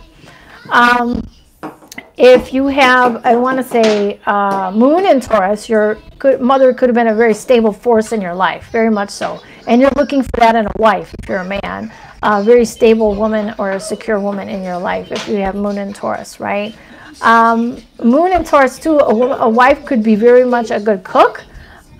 She could be sensual herself. Maybe she looks good, she smells good, she's just great with massages or something. There's sensuality about this. If you have Mars and Taurus, you take your time, right? It's like fine wine, right? Mars and Taurus, they're very sensual in their actions and intimacy. 8th house especially. 8th house is ruled by Taurus. That's somebody who's going to take their time, like fine wine, like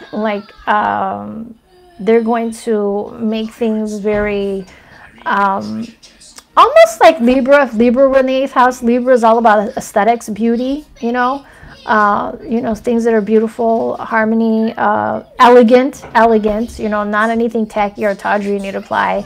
But Taurus wants security and stability, so they're going to really want to make sure that the person that they're intimate with is secure and stable. 8th house is also money. They want to make sure that their money is stable too, Taurus. So that's what I'm seeing. And I got, again, my senses are heightened, Moon in Taurus, 2nd house. Yes, I did Sag. Hold on, I got my idea again. Hold on 1 second. She had too much pop. Hold on. Yes, Ava, hold on. Yes.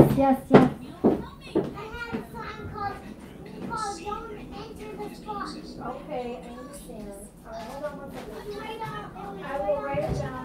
Now you gotta remind me to get mental. Stay with us. I'll use the sanitizer now. Don't drink my pop anymore. You understand? Okay, I won't drink anymore. You're gonna be hyper now. Pull them up. Don't pull them up in here. In here. Now.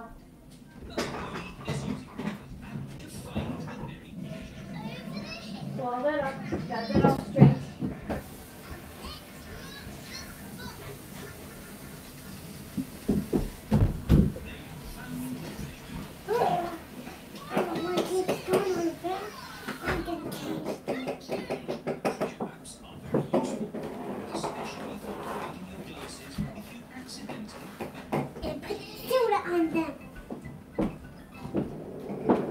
More hand sanitizer too. Remind me that. I'm gonna play with my Okay, remind me tomorrow. Okay, you guys, let's talk about Taurus.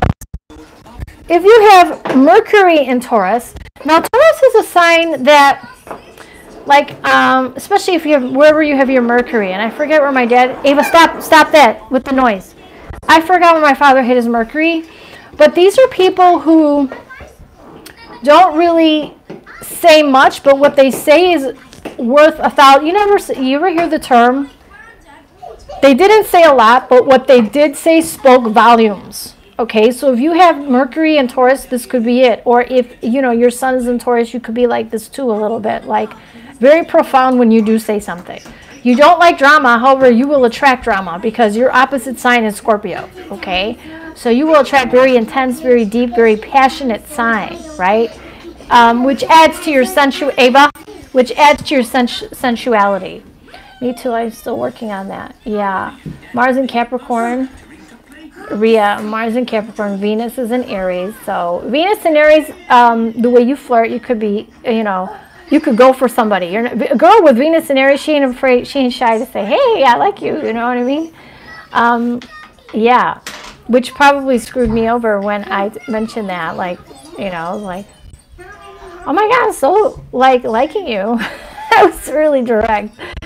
And he's like, oh, so, but yeah, Venus and Aries, they're not shy. Takes forever to reach my page. Oh, Mars in Capricorn, yes. Mars in Capricorn can take forever. Now, I'm not going to talk about my Mars. I'm not going to talk about Mars. But if you have Mars in Aquarius, it could be, there's highs and lows, okay? But Mars conjunct Jupiter, it intensifies things. Let's put it that way. So let's see. Okay, my senses are heightened. Moon in Taurus, second house. Yes, very much so. And you may like to acquire things too with the moon within your second house. You may feel good with acquiring things. And a woman who is sensual, here of Wands, is going to be good for you too. Who likes massages, who likes to cook, who likes to look good, smell good, all of those things. You know what I mean? So I think I've covered all the signs. Now, just so you know, so I don't get a complaint like that guy who complained to me. My wife's leaving me because of you. It's so crazy. There's more to it. It's your moon, your Venus, your Mars, your ascendant, your sun. It depends, and it depends what house it's in. If it's conjunct another planet, it can add or take away, you know what I mean? So it just really depends, you know what I mean? So, yeah. Can't believe people are blaming you. Yeah, this guy, I mean, I think that he just, I think that's the excuse his wife gave him, okay? But that was, bullshit. I mean, you don't leave your husband, if things are blue skies and green lights, you don't leave him and say, well, this astrologer said that we're not compatible. No. I'll tell you, intuitively, I'll tell you what's going on there. She's not happy with something. And if she's that secretive, maybe she's getting somewhere else. That's all I'm just saying. Because if you can't be honest with your husband and things are blue skies, green lights, things are good, and you have to blame it on some astrologer, why are you keeping it so secretive as to why, you don't want this person? Like, why can't you just tell them, hey, it ain't working out or whatever? It's because you got somebody else and you're using me as an excuse. And that ain't cool, whoever's watching this. Don't blame me because you're doing a little something on the side and telling your husband it's because of me you want a divorce. Because Laura, the astrologer, said we're not compatible. That is so bogus. It's like, seriously? Do not blame me, you guys. So anyway, if you want a reading from me, you can book it on my website. It's $50 for the holidays, you guys. It's under Christmas specials. Now, I do have classes on sale, too, if you want a class. Some people don't, some people do. If you want a reading from me, tarot reading, or an oracle reading from me, let me know. Yeah, this live stream is brought to you by Starbucks. Yeah, it's always brought to you by Starbucks because this is my guilty pleasure. You know what's so funny? My friend, I was on the phone with him one day, and I'm like, oh, damn, they're out of it, And I don't know why. I was in a bad mood that day, And he's like, what is up with you? And I had my earpiece in, it was in Jewel. And I'm like, they're out of my coffee-flavored Starbucks. They got every flavor but freaking coffee. What's up with that? And I'm going to have to go to McDonald's and get something that's like 600 calories or whatever. Not that I should, I was really underweight at that time anyway. I didn't even realize how thin I was until people were like, dude, you're getting really skinny. And I was really stressing out about a lot of stuff that was going on in my life. So, so he came over with some coffee. It's so nice of him. I'm like, oh, and you're thoughtful. Oh my God, my Mars in the 6th house. Somebody who's really thoughtful like that, or remembers little things that you say to them, it means like so much. You know what I mean? Anything on Scorpio? Yeah. Oh, did I miss Scorpio? I just love looking at you. Oh, Star, thank you. Don't worry. I'm a gay guy. I won't stalk you. That's fine. You know, it's so funny. I used to work at a collection company working for Department of Education, collecting on money on loans, you know. And you know what's funny is there was a really good looking guy that worked there. And I have my Venus in Aries and I'm very direct, you know. So I sat in front of him. I'm like, you are so cute. You are so handsome. He's like, thanks. And I'm like, you're welcome. And all the girls around me are like, yeah, been there, done that, got the t-shirt. Yeah, you know, he ain't going there. I go, what are you talking about? Ain't going there. And he's like, he ain't going there. He, you know, he likes the boys. And I said, oh, okay, well, that's cool. That's fine. No problem. And so as he got to know me and realized I'm divorced, it turns out he knew my husband, my ex-husband. And he's like, and him and I became good friends. And he's like, oh my God, he was so cute. And I'm like, thank you. He's single now. But yeah, it was so funny. Yeah. And then when we would go out, like, to work functions, him and I had the same taste in men. So he's like, I know, go and talk to him. And if he's not interested in you, you know, send him my way. And I'm like, no. He goes, well, because then if he's not interested in you, he may be interested in me. And I'm like, what if he's interested in blondes? You know what I mean? And he's like, you know, he was so funny that we would have such a good time. Hey, Dave, if you know who you are, you're such, you know, he was such a riot to hang out with. As a Gemini, Geminis have the greatest memories. You guys, your mind works like this. Ava, oh my God, is a sponge, and her communication skills are just like, even in school, they're like, wow, this kid. I mean, I was out today at the store, and then we went to this play place, you know, afterward. And the mothers were like, how old is she? I'm like, well, she's 4. And they're like, oh my God. Like, she can put together, like, sentences, you know. Like, what did she say, you know? Do you know that pterodactyls are extinct? And, you know, I was wondering if there's a possibility that we can bring back dinosaurs or pterodactyls. They're like the biggest birds that were in the sky that were like dinosaurs. But they're not a dinosaur because they're a pterodactyl. And I'm like, yes, but we can't bring them back. I mean, she asks very complex questions for a 4-year-old. You know what I mean? And so people are just amazed by her. But that's Gemini. Gemini is usually, by the way, if you're Gemini, if you have little kids, they can talk early. Or Virgo, unless it's debilitated, you know what I mean? Depending on where it is on the chart. They can talk early, and she did. She was very vocal. But she's, and she'll like talk to other kids, and she's like, how come they're not responding the way that, you know? I'm like, well, because they're not, you know, there yet, I guess, you know?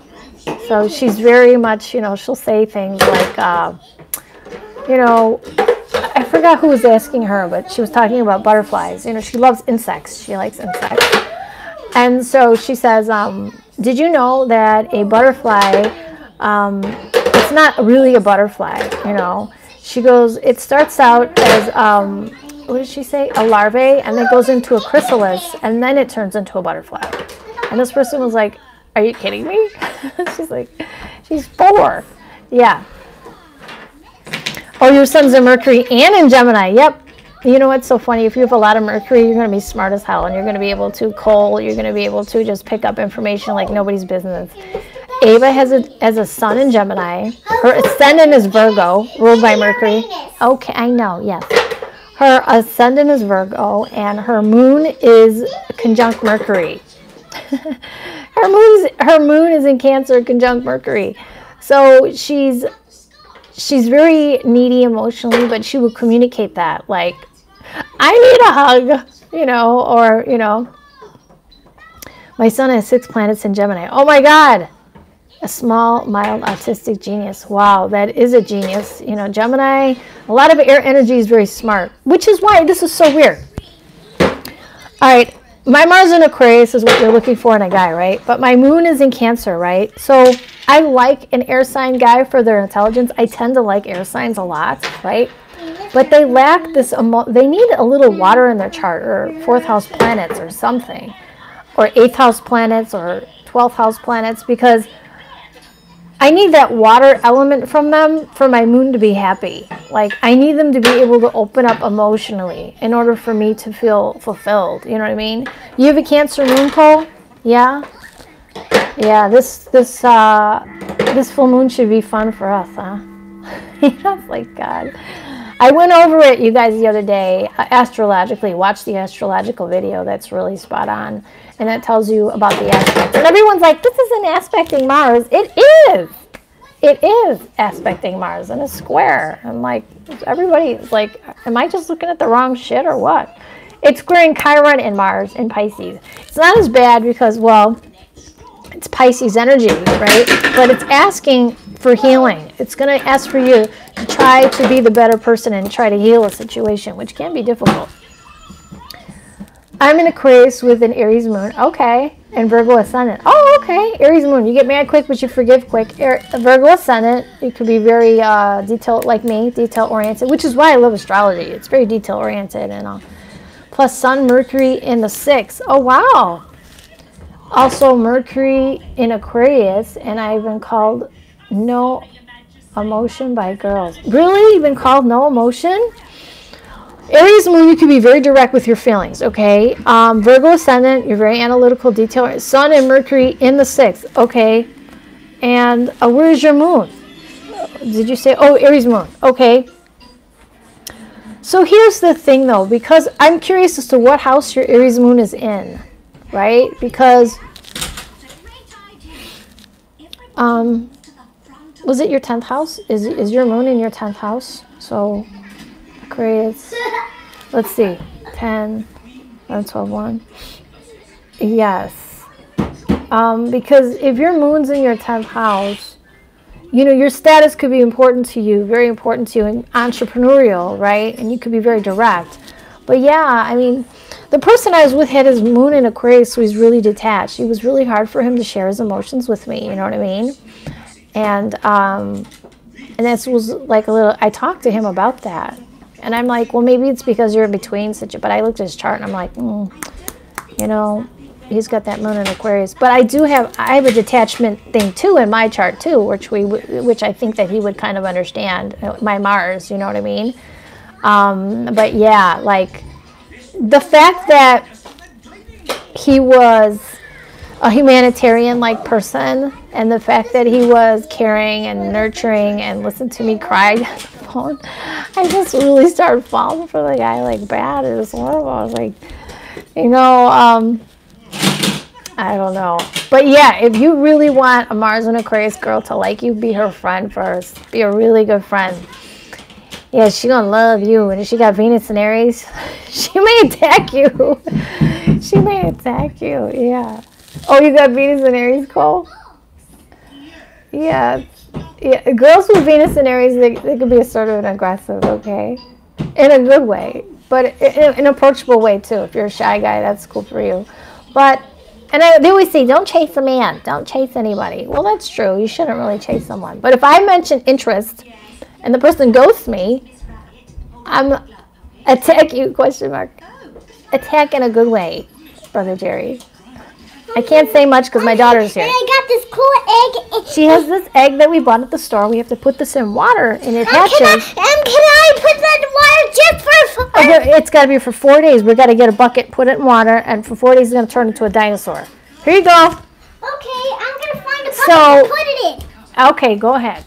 So, yeah, so it depends on your moon. You know what I mean? If you have your moon is in the 8th house, you're deep and intense. Even though you're Aries moon, you're passionate. That's a passionate. That's direct and passionate. Oh, this bucket has a hole in it, hon. Well, I'll find another one. Okay. You'll find one of your buckets with your pencils in it. Maybe one of those. So if your moon is in Virgo in the 6th house, you need someone who's of service to others. Oh, this could be the Savior, Tanya. You could need a guy who likes, either you like to do this or you may find somebody who does this too. The savior victim thing, like the damsel in distress. I can save you. You know, you like a guy who's of service to others, you know, very much so, big time. The only thing I'm going to say with Virgo, I forgot to mention this with Virgo energy, women who have Virgo, Venus Virgo, could be big givers in a sexual way, but almost like some prostitutes can have this because, you know, they give and give, but they're like wanting to be of service, wanting that love back. You know what I'm saying? So you have to be careful. Either they're going to use this in a very analytical, detail. Mommy, I got it. Perfect. We'll use this and okay, put it on the table and I'll fill it up for you with water. So either they're going to use this in a very detailed, analytical, like critical way. Fill it up, please. Yeah, in a minute, honey, okay? In a minute. Okay, give me 1 minute. I got to fill up this bucket for her. Hold on one second. I got to take my microphone off. Okay, but you can't do anything. It's 4 days. You have to let that bucket sit there with water for 4 days and let the dinosaur grow. Okay, do you understand? Okay. I hope he's gonna be really big. I'm so excited. Can you touch those? Now, promise me now that you're going to leave this here and not touch it. Can you leave it in the bathroom and not touch it? Okay, I'm just gonna look at it. No, just don't touch it, okay? Okay. I don't want water all over the place. Okay. It's a thing where it's a dinosaur and it's an egg, you put it in water and it hatches. I don't know. Anyway, so people with Venus in Virgo, and men, if you have Mars in Virgo, by the way, you're going to use this energy one of two ways too. Either you're going to be overcritical, over analytical, critical of yourself.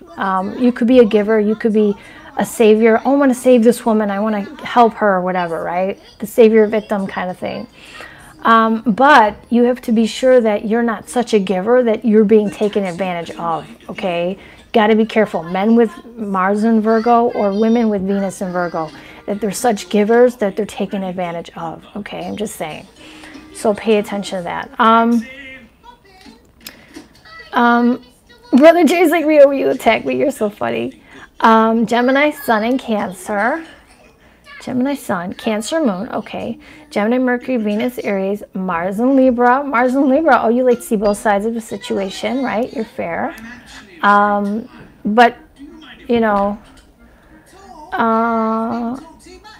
okay, Mars, Libra, Jupiter, Scorpio, Saturn, and Libra. Oh, Saturn. Is Saturn conjunct that Mars? Just out of curiosity. Uranus and Neptune, Sag. Pluto is in Libra. Wow. So you have a lot on Libra. Saturn, Libra, Mars, Libra, and Pluto, Libra. Pluto's intensity, okay? Mars is, you know, aggressiveness. Mars is, but Saturn and Libra could limit, especially Saturn is conjuncting your Mars. Can do one of two things. It can create issues with libido, or it can prolong your libido, like Energizer Bunny kind of thing, right? Or if things get better as you age, okay? But the sign of Libra itself, Mars, if you're a man, Mars in Libra, it could be, you know, it's average, like libido, average. But sometimes, like transiting Saturn, when it transits the 8th house sometimes, so some people can experience problems with intimacy, or a lack of, or you're on, they're off, they're on, you know, it's just not happening for some reason. You know, financially having to pick up the lack for another. The 8th house is also finances too, you guys. But you need to watch my video. It's $1.99. I made it real cheap, but it's let's talk about SEX. It's on my, if you go to my website and you go to sexual astrology, and it's one of the videos with a little asterisk on it, and if you click on it, it's $1.99 via YouTube or something to watch. But this gives you information about that 8th house of intimacy, and it talks not only about the sign that rules that house, but it also talks about the planets in it. It gives you all the details about what it means, all right? All right, so, because I really can't, I have to be very PC right now with her home. I'm new to this, so what is a cross watcher? Oh, a cross watcher is somebody who watches a video Like, let's say that I'm involved with a Libra, or I like a Libra, or, you know, I hate a Libra, whatever. I got a lot of stuff going on. And I'm going to be looking at the cards or whatever. I'm going to be watching the video to see, well, what's their month going on? Oh, they're in a relationship? Oh, it ain't with me? You know what I mean? Oh, I see. Oh, Libra's getting married? Libra got somebody pregnant? Oh, Libra, that, it ain't, you know, cross-watching is when you watch and again, I'm going to talk. Ava? To Mama. Okay, bring that in the bedroom and you could talk to Shannon. Go ahead. Okay, but what about the earphones? Yeah, bring the earphones. Go, that's fine. But I cannot find them. They're over there by the blanket somewhere. No, they're not. Oh, they're on the ottoman. So a cross watcher is kind of like somebody. Now I'm going to tell you, tarot is a little. How do I say this? If the relationships is like, who's that Neil Diamond song? Love on the Rocks, ain't no big surprise. Tell me your dreams, I'll tell you some lies. Tarot is very much love on the rocks, right? If your relationship is blue skies, green lights, don't even bother watching tarot, is my advice. Astrology is always good because you know what that sign's going through monthly, whether they're in a relationship, not in a relationship, whatever, especially if you know that person's ascendant sign. You want to know the ascendant sign and the sun sign is going to give you information, right? I do sun sign video readings all the time. People don't know their partner's ascendant sign, but I can look at their sun and be like at a soul level, see what's going on with them.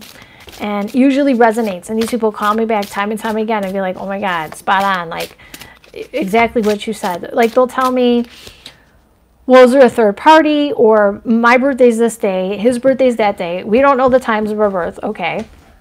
And I'm looking at sun sign and I'm like, okay, let me see what I get. And sometimes I get other stuff that just comes to me and I don't know why it comes to me. And I'm like, does this make sense to you? Because sometimes it won't make sense to me. And then sometimes I use these too, oracle cards. I have all different cards, oracle cards, tarot decks, and all that helps. But I'm going to tell you, a cross watcher, whether it's tarot or astrology, is somebody who, and by the way, you guys, I haven't gotten the astrology videos up yet. I will. But a cross watcher is somebody who watches another person's sign to see what's up with them. So it's either someone who you're interested in, somebody you like, somebody you're stalking. You know what I mean? Cross watchers can be all types of people. You know what I mean? You know. But I want to say, if you're getting over someone, right? Like you don't want to be with that person, or like with me with being ghosted. Yeah, I'm like, I want to know what's up. Like tell me what's up. You know.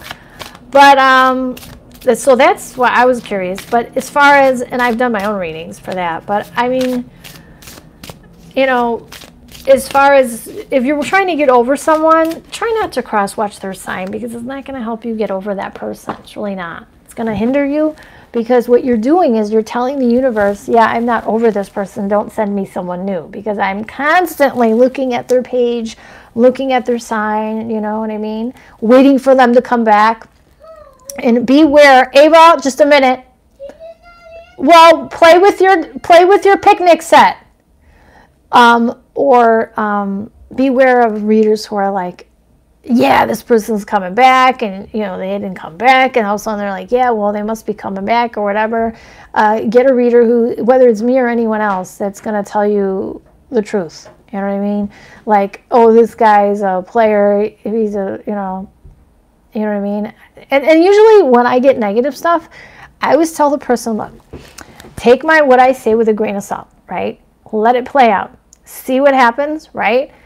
And if it plays out exactly the way I'm telling you, then you know I'm spot on, right? But if it plays out differently, then let me know. Email me, okay? I always tell everybody that, because I just say that, and it says, what did somebody say here? Where your thoughts go, energy flows. That's so true. Thoughts can become, you can manifest things through your thoughts, right? However, if the guy's a jerk and you keep thinking about him and he's a player, and that's my problem. It's like I was ghosted, but I don't know, because I was so direct with him and he thought maybe he was going to play me or something, that I'm thinking, I don't want to keep thinking about him and then manifest him back. And all of a sudden it's like I get a big player, or if he was just trying to himself avoid a disaster himself, you know, there could have been a situation where he was trying to avoid a problem himself, which I totally get, but I would have liked a like closure, or at least a, you know, this happened, so, or this is what's going on, so, you know, I can't really talk right now, or, well, you know, whatever, even as a friend, you know what I mean? But to ghost me made me feel like less than. But I'm thinking, my sister was in the car when I had the conversation. She said I was very blunt. And I said, I don't think I was that blunt. And she says, you know, you were blunt. You were like, look, you know, I really want this, but I don't want to. I mean, this is what I basically said. I really want this, but I don't want to start off on the wrong foot. I mean, if it's the right way, if it's the right thing, I want it to go the right way. You know what I mean? And this person had children. So I said, and I don't want your kids to hate me because I'm like a homewrecker or something like that, you know? So if you're going back to her and you're not sure and you're separated or whatever you're doing, finish it off first before you even enter me. Because I don't want that. I don't want that, you know. My dad had step parents he hated because it was this cheating involved and all that. And I don't want that. I don't want to be part of that. You know what I mean? And that's also bad karma. And but when I met him, you know, I thought he was just single Pringle, right? So I just feel, and I became more and more drawn to him. And he never mentioned anything until I mentioned that I was interested, because he was such a caring person, always there for me during my hard time, and this and this. And then he mentioned it, and I'm like, oh no, oh no. So I'm like, you know, I got to step back, because this isn't right for me. You know, this isn't right for me to do this. You know what I mean? So, and then it was like, but my sister says you were very blunt with it. I'm like, well, what was other ways there to say that, you know? I think the way I worded it was, by staying, I would be invalidating myself, because I would be, you know, I didn't say lowering my standards. I said that I would be invalidating myself, because to be with someone who's already in a situation, what does that say about me? You know what I mean? So I think that's what I said. So I was like, you know, I want, and I wouldn't want you to want me to do that either. And I think that if you're asking me to do that, it makes me wonder, what do I mean to you? You know what I mean? So I just want it to, you know, to start off on the right way, on the right foot. You need to fix this, and that's, you know, that's what I'm saying. So, and he's like, oh, I understand, that's fine. And then silence, like no more, like, you know. So maybe that's what it was, you know, maybe that's all he wanted.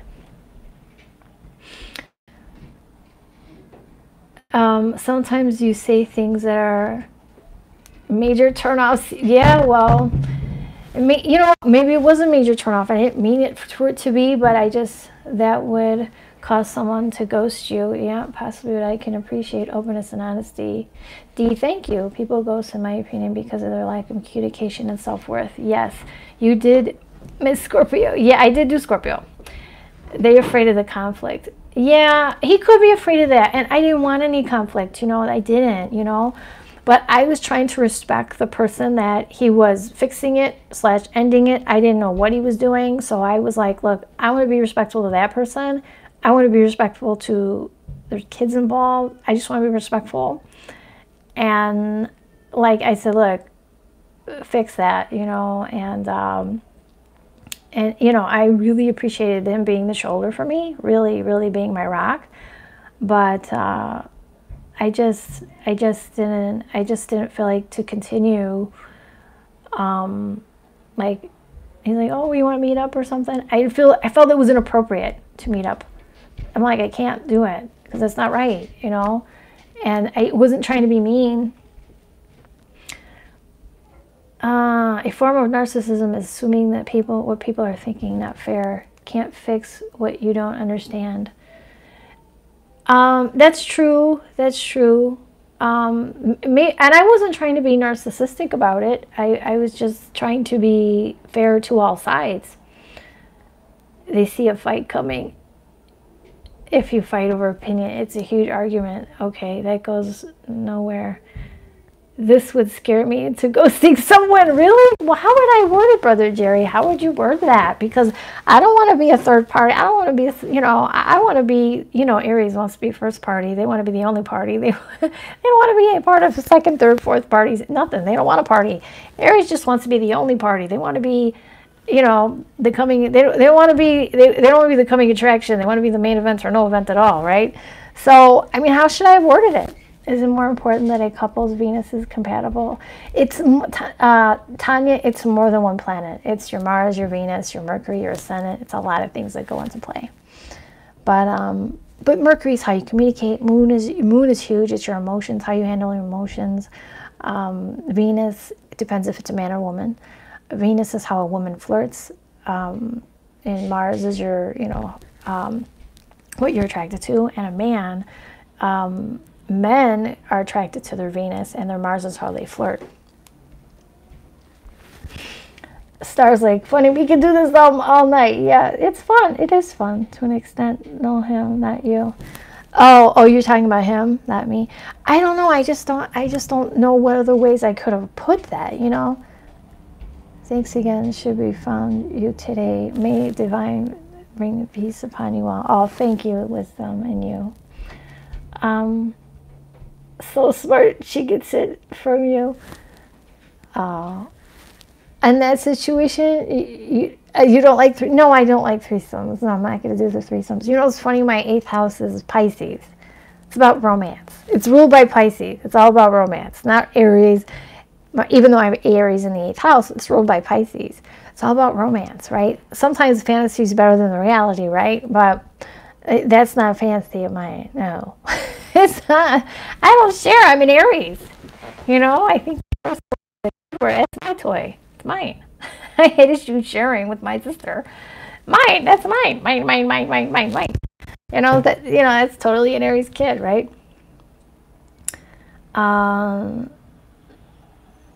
Yeah, I did communicate as best as I can. I didn't want to be hurtful. I didn't want to be. You know what I mean?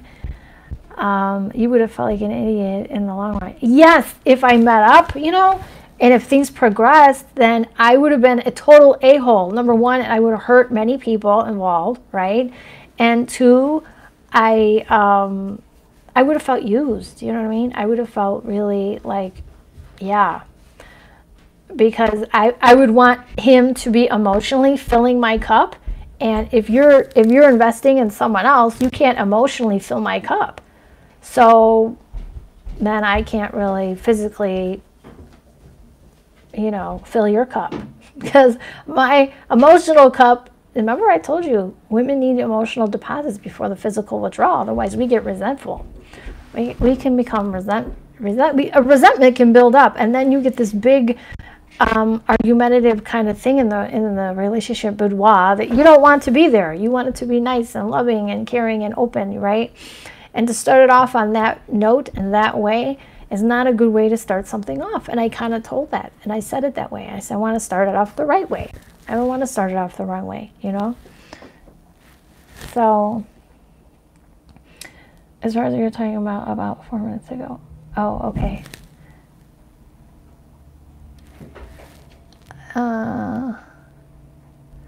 I think some astrology, astrology has nothing to do with race. It really doesn't, or ethnicity. Oh, unless you're talking about Sagittarius. Sagittarius can be about ethnicity differences and others and stuff like that. But really, astrology has nothing to do with race. As far as what we were talking about 4 minutes ago. Asians, do you think Asians are easier to deal with? I don't know. I've never really, I don't know.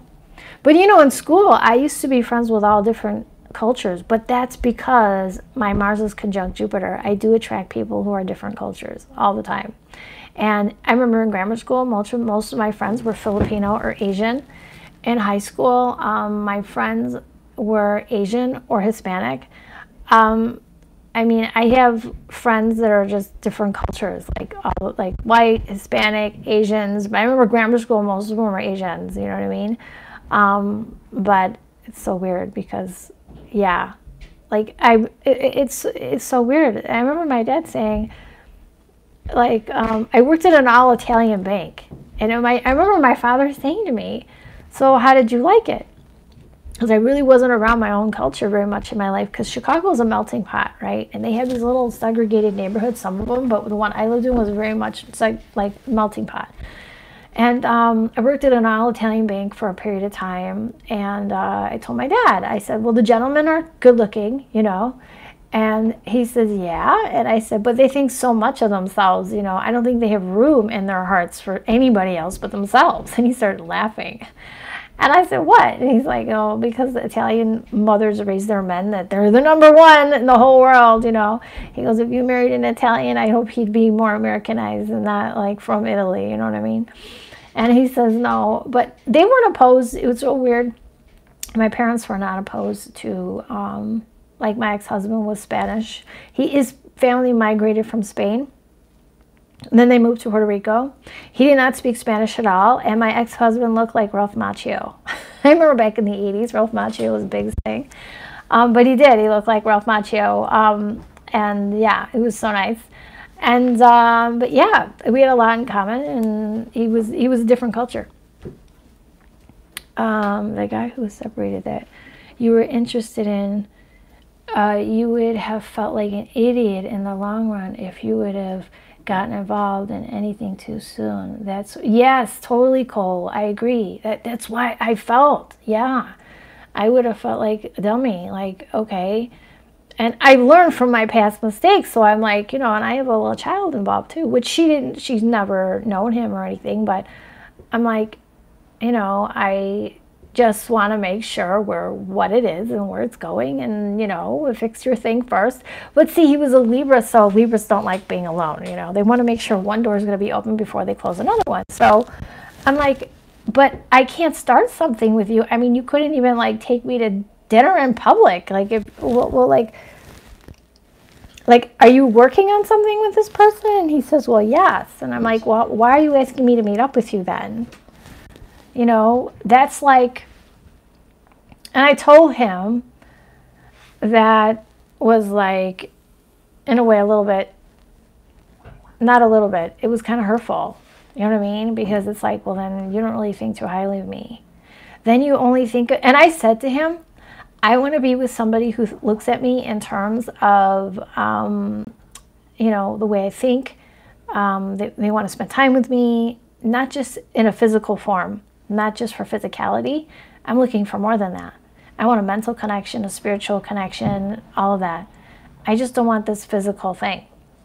And I said, and I kind of feel that maybe that's all you want. And his response was, oh, I understand. And I said, so if you want anything from me, you have to fix the situation that you're in, or decide what you're going to do, and you have to invest emotionally. And he says, I get you. I hear what you're coming from. And then bye-bye. So to me, that means, you know, yeah, I knew an Italian bus driver. You're so funny. That guy who was separated with you. It would have felt like an idiot in the long run if he would have gotten involved in anything too soon. Oh, that he would have felt like an idiot. Yeah, I'm a Scorpio Gemini. I can't find it. Amen. What's going on? Oh. You know, go to the hardware store, go to the grocery store. I was hit on in the hardware store. I mean, but those are guys with jobs who are usually, you know, construction and things like this. They're not looking to meet somebody. You can meet somebody nice there. I mean, I don't know. I mean, I was hit on by the owner, who's very aggressive and very assertive. It must have been a Leo. But I haven't been there since. But I mean, it is a suggestion, right? If you're a guy, go to Ulta, where people buy their makeup. Girls aren't just looking to get their makeup and all that. They're not looking to meet up with someone. And you may meet somebody who takes care of herself, number one, cares about her appearance. I don't know. You're an attractive woman, your intellect, your heart, your wholesome lifestyle, you're beautiful, the whole package. Oh my God, I'm lucky them to have you. And oh, thank you, Dee. Thank you. I don't know. But he would talk smack to the other riders like crazy. Oh, really? That bus driver, the Italian bus driver? See, that's what I didn't want either. I just don't want to be a notch on someone's post like, oh, okay, like, I was just a conquest, and you know what I mean? Like, that would really hurt me, you know what I mean? So I'm like, I'm not looking just for the, I told him I'm not looking for the good time, but the long time, you know what I mean? And he's like, no, I totally understand. And he knew the situation I was with Ava, you know? So, and the fact that he was there for me emotionally, nothing, I wasn't calling you. And the fact that he was there for me emotionally really meant so much. And, but I don't know, the ghost thing was a little hurtful. And maybe he felt like he had to do that, you know, because maybe what I said resonated. Well, if you're working on something, you really shouldn't be talking to somebody else. You know what I mean? So, save your time and energy when he's not connected with you since that talk. Yes. Pluto and Scorpio sign. Brother Jerry, you only joke those chicks because things are not good. Oh, because things are not good. Oh. And see a fight coming. Well, Brother Jerry, did you think that would have brought upon a fight? You know? I mean, I would have been a friend to him. I mean, I would have, you know.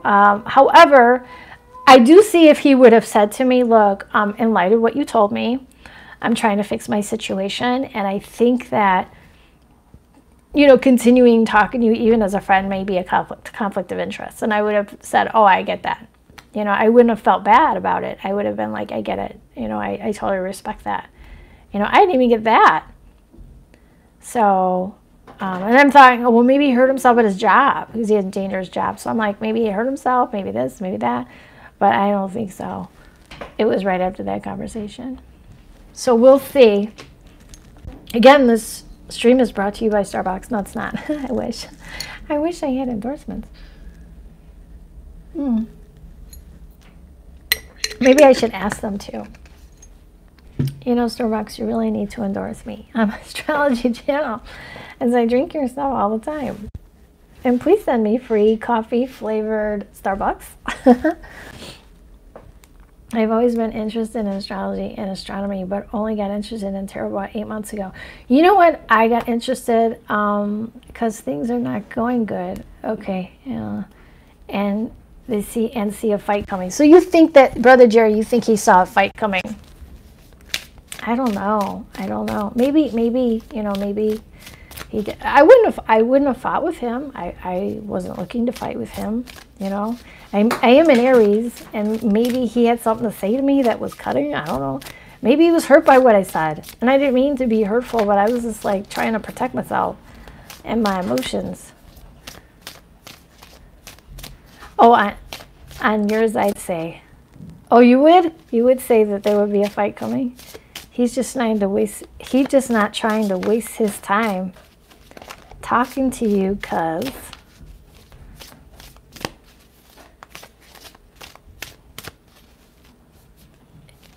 oh, I'm not what he needs. Yeah, he needs a good time, not a long time. That's what that's it. That's it. But then, if you think about it, then that's a waste of my time.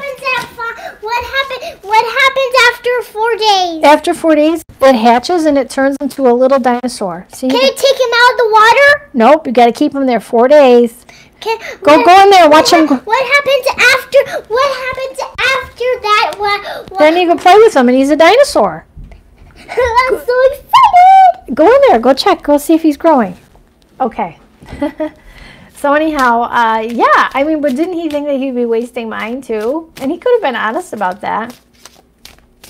I've actually had friends, one friend in particular, a really good looking guy, very nice. And he said to me, you know what, I'm going to be straight with you. I really like you a lot. And to me, it would only be a good time, not a long time, because I'm that type of guy. And you're not that type of girl, and I don't want to hurt you that way. And we're friends, and it would totally ruin our friendship. And I would be totally selfish. And I was like, you know, I like the fact that he just said that to me. He was straight up and honest. I really liked him for that, you know. And I was like, okay, thank you for being direct. I really love that. You know, and but then he said, if you were ever looking for a good time, call me. And I said, it's going to be bigger than this. It's going to be a bigger dinosaur. Bigger. Kind of like. It's going to grow. Go watch him grow. Go watch him grow. But he really, But Just don't crack the egg. Don't crack the egg. Just watch them grow. Go in there. Watch them grow. But it really, I am gonna. So, Scorpio, Sun, Leo, Ascendant. Who is coming for me? All right, let's see. You know what? I need to get the astrology 3D, which is the court cards. But let's see who's coming for you. Who's coming for you, Star? I do that not to try to talk to a chick that isn't going to be anyone. Star is like, please tell me something. Scorpio, Sun, Leo, Sun, and who is coming for you, Scorpio, Sun? Ooh, somebody's made a decision. Somebody who's made a decision is coming for you. Somebody who's already looked at their options and made a decision about a home and family situation. But they're too chicken shit to approach you. This is Cancer. This is, Taurus, Virgo, or a Capricorn. Taking their time, approaching you. They made a decision. They may have left something. They may have left a home and family situation. They made a decision, but they're too chicken shit to come to you. That's what I'm saying. Cole, who is coming to me in love and when? I'm a Gemini. Cole, who's coming for Cole? Who's coming for Cole? Who's coming for Cole? Who's coming for Cole? Who's coming for Cole? Who's coming for Cole?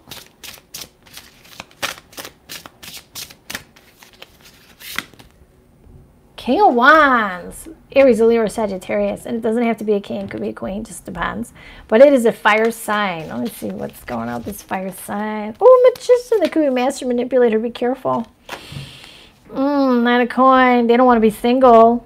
Somebody is single. Maybe concentrating on their money. Yep. Looking at the coins. Okay. Somebody who doesn't want to be single. They got money, but they don't want to be single. They're getting over sadness, loss, and regret. Maybe because they were the magician. Maybe because they were manipulative in some way, shape, or form. Okay. But there's potential in a passionate home and family situation and something to grow and even pregnancy. So be careful if you don't want to be pregnant. Could be a Taurus or a Libra. I got fire though. Fire. Cole, I don't know your signs, but I'm getting fire, Aries, Libra, Sag. I'm getting Taurus, Libra here. That's what I'm saying. That's what I'm saying. Somebody who's getting over sadness and heartbreak. Somebody who's getting over this. Passion. You got it coming to you. Passion coming to you, Cole. I see that, but I'm seeing they're getting over something. But somebody was manipulative. Either they were manipulative with them or they were the ones who were being manipulative. Now that King of Wands came up upright, so that means that maybe they were being manipulated. And that's where they were getting out of something. All right. Denisha, what's going on? Give me for Denisha. Don't break anything, Ava. Denisha, what do I see coming in for Denisha? Denisha, what's coming in for Denisha? King of Cups, somebody who's emotionally manipulative. Be careful. Or he could be an overdrinker. Be careful of that one. Concentrating on your home and family and the security of it. Right? Somebody who's made a decision is going to tell you. They're going to give you a... Oh, she could be sleeping, honey. But she's not sleeping. She okay. She answered me last time. Somebody... And I really wanted to talk to her on your phone. Please. Okay, all right. Well, where's... Here. Hold on 1 second. And take it in the bedroom if you do. Can you do that for me? Okay.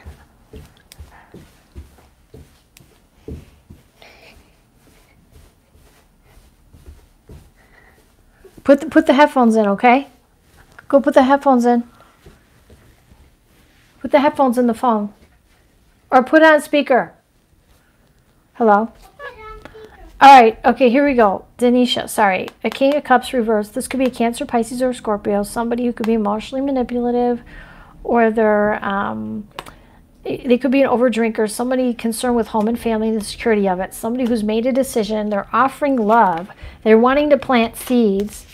Also leaving something behind. I think a lot of people, this is a karmic cycle, so a lot of people are leaving behind what no longer serves them. Knight of Wands, be careful of love them and leave them type. This person could be emotionally manipulative in the reverse, okay? A Knight of Wands is upright. They could be out to, you know, they're leaving something behind that maybe they just want passion here, right?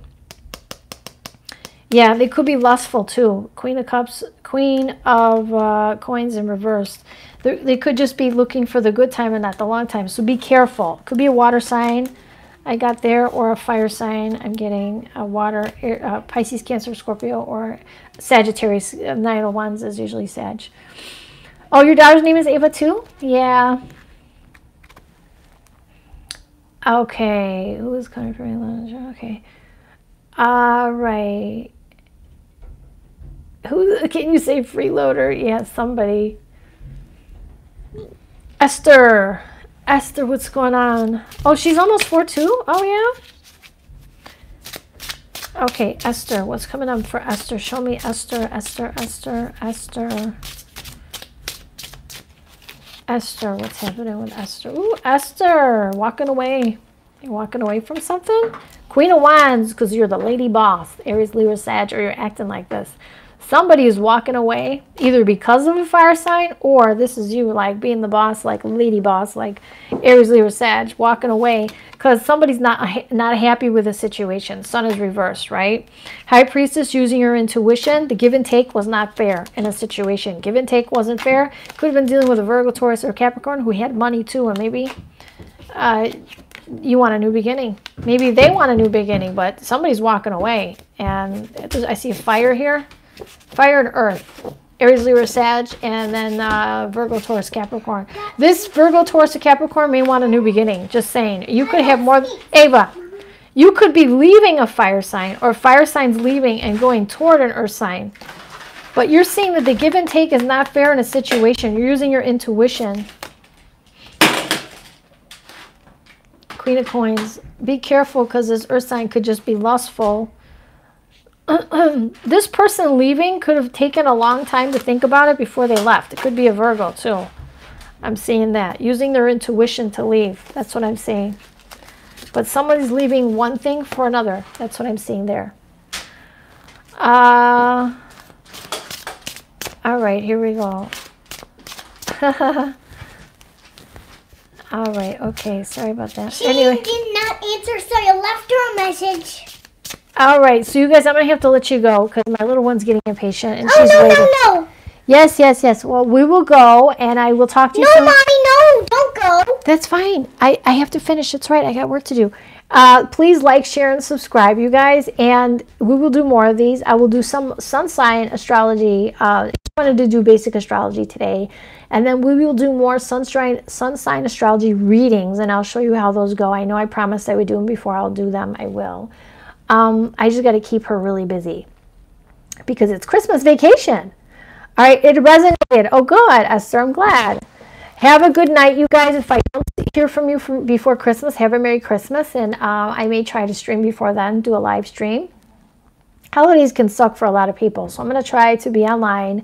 If you want a reading from me, they are on sale for $50. You could do tarot, you could do astrology, we could do a synastry reading between the two of you, how you get along, how you trigger each other. And hopefully this will be helpful. I'm going to do some sun sign psychic readings live, maybe before or after the holiday. I don't know. I plan on doing one by New Year's, and maybe my sister can watch Ava. And my neighbor just bought me a bottle of wine. He's like, try this. It's not so strong. So I think he's trying to get me drunk. But he knows I don't drink. But he knows I'm doing this stream where we're going to like have a little cocktail, and then we're going to do readings. So he's like, I'm going to give you something. So every like couple days he gives me like a little drink to taste to see if it's too strong for me. But I'm like, yeah, he gave me a White Russian, and I was like, whoa, this is strong. And he goes, there's not a lot of vodka in that. I'm like, I don't know what's in this, but it's so strong. I cannot do a live stream on this. Okay, Star. Oh my God, I can't do it there. I cannot stand it. I've been asked before. And I might know. To me, if someone even asks you to do a threesome, I just don't think that person's really into me. Like, if you're really into me, would you really want to be with someone else at the same time? Like, maybe that's narcissistic. I don't know. I'm just like, I just want this to be. See, I have 8th house, Sun, Venus. So I want that mind, body, soul connection with that one person. And it needs to be a real deep connection, right? And I don't want to share because I'm an Aries. You know what I'm saying? So that's how I feel. Used to be against it. But, you know, I'm not knocking anybody who's for it. I mean, it's for some people and some people it's not. I mean, you know, when people call me, you know, you know, I have all different walks of life, you know.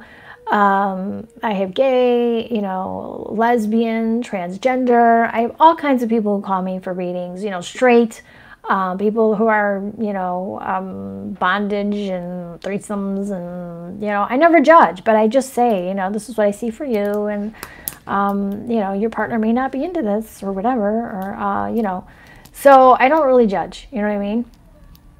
But just never, ever, and this only happened to me one time. It's only happened to me one time. And yeah, and it was on Keen. I used to work on Keen, and I blocked the guy, and I called them and I let them know what he was doing. He called about a child. Because I always, on Keen, I always said, can you give me your birth date, you know, month, day, year, blah, blah, blah. I'm like, this person's 12. You're 45. Why are you calling about a 12-year-old? It made me freaking sick. I hung up the phone and I called Keen and I said, this person is like looking for kids. He's asking for advice about a child. How can I get this child to date me? Because his excuse was her mother doesn't like me, and she's keeping this girl away from me. And so I thought it was an overprotective mom, you know, with like a 20-some-year-old girl or something like that. I don't know, like an older girl, you know. I found out the girl was freaking 12 by doing her birthday. And I said, are you kidding me? So do not call me about a child. I swear I will turn your ass in. Do not call me about a kid. And that only happened one time. But I feel like I don't judge people on their stuff or their interests, you know, but if it's some like illegal shit, like do not, I will turn your ass in. I will. I have a daughter myself, and I'm going through my own shit, and you know what? I don't play. Not with that. And that was years ago that somebody called me about that. And I'm thinking, Star says, what? Yeah, Star, yeah. Yeah, I'm going through my own shit. So if you look at the links below,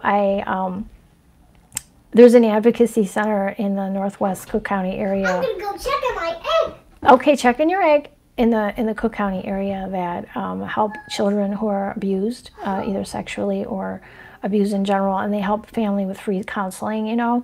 And I'm going to suggest in the holiday season, if you're going to give to any charity, give to them, because like they really do exist. And they really do help people. And you can call them and ask them their information, and they will give it to you. And you want to make a donation.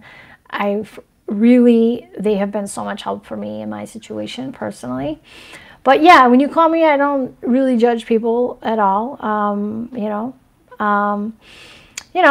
everyone's a snowflake, right? But those certain people are not snowflakes. Those people are sick. So no, don't call me about some sick bullshit with a kid. I'm sorry. This is the only thing, you know. My head will spin like Linda Blair, and the police will be at your house. So anyway, that's all I gotta say about that. So if you want a reading from me and you're a normal person who just has a normal relationship and just wants to know if you're a person or is into you or something, and you're an adult with an adult, then it's all good, okay? And it's consensual. Right, and I will let you know about this person's 8th house and your house and Mars and all that stuff. I will read into that, you know, as well. All right, and it's funny because my astrology teacher said I would be a really good sex therapist. So we'll see. Anyway, so Bye-bye. Check your dinosaur. I already checked my dinosaur. Is he growing? Yes. He is? Yes. Check him again. Make sure. So the more you check on him, maybe he'll grow. All right, I'll talk to you guys later, okay?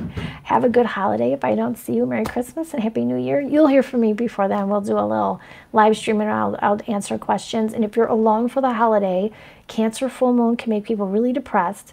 Don't get sad. Don't get all up in your feelings. Be like me. Ignore them. Watch a movie. Keep yourself busy. Be surrounded with friends. Take your daughter to little fun places. Do what you're doing. So my ex-husband, no, I wasn't married to him, but yeah, there was, Ava's dad had some major problems that I never knew. So, but I can't really, you know. So anyway, if you watch the video on, I did a video, what was it? I will tell you the video to watch because I can't talk about it because she's right next to me. There was a video because I needed a lawyer. I needed one really badly. Let me see. And I asked for donations because I needed a lawyer. And let me see. It was Let me just call Shannon again. Okay, go ahead. Will it happen like this? Yes, that's exactly what the dinosaur looks like. Yes. Let me see what it was. I forgot what the video was. I think it's called My Situation. Let me see, psychic reading now. Okay, I did that. Earth signs. I think it was called let me find the video. November 25th. Okay. Hey, Mommy, I'm gonna call Mom Shannon again. Alrighty, go ahead. I'm gonna find the video for you guys because I think I'm trying to remember when I put it up.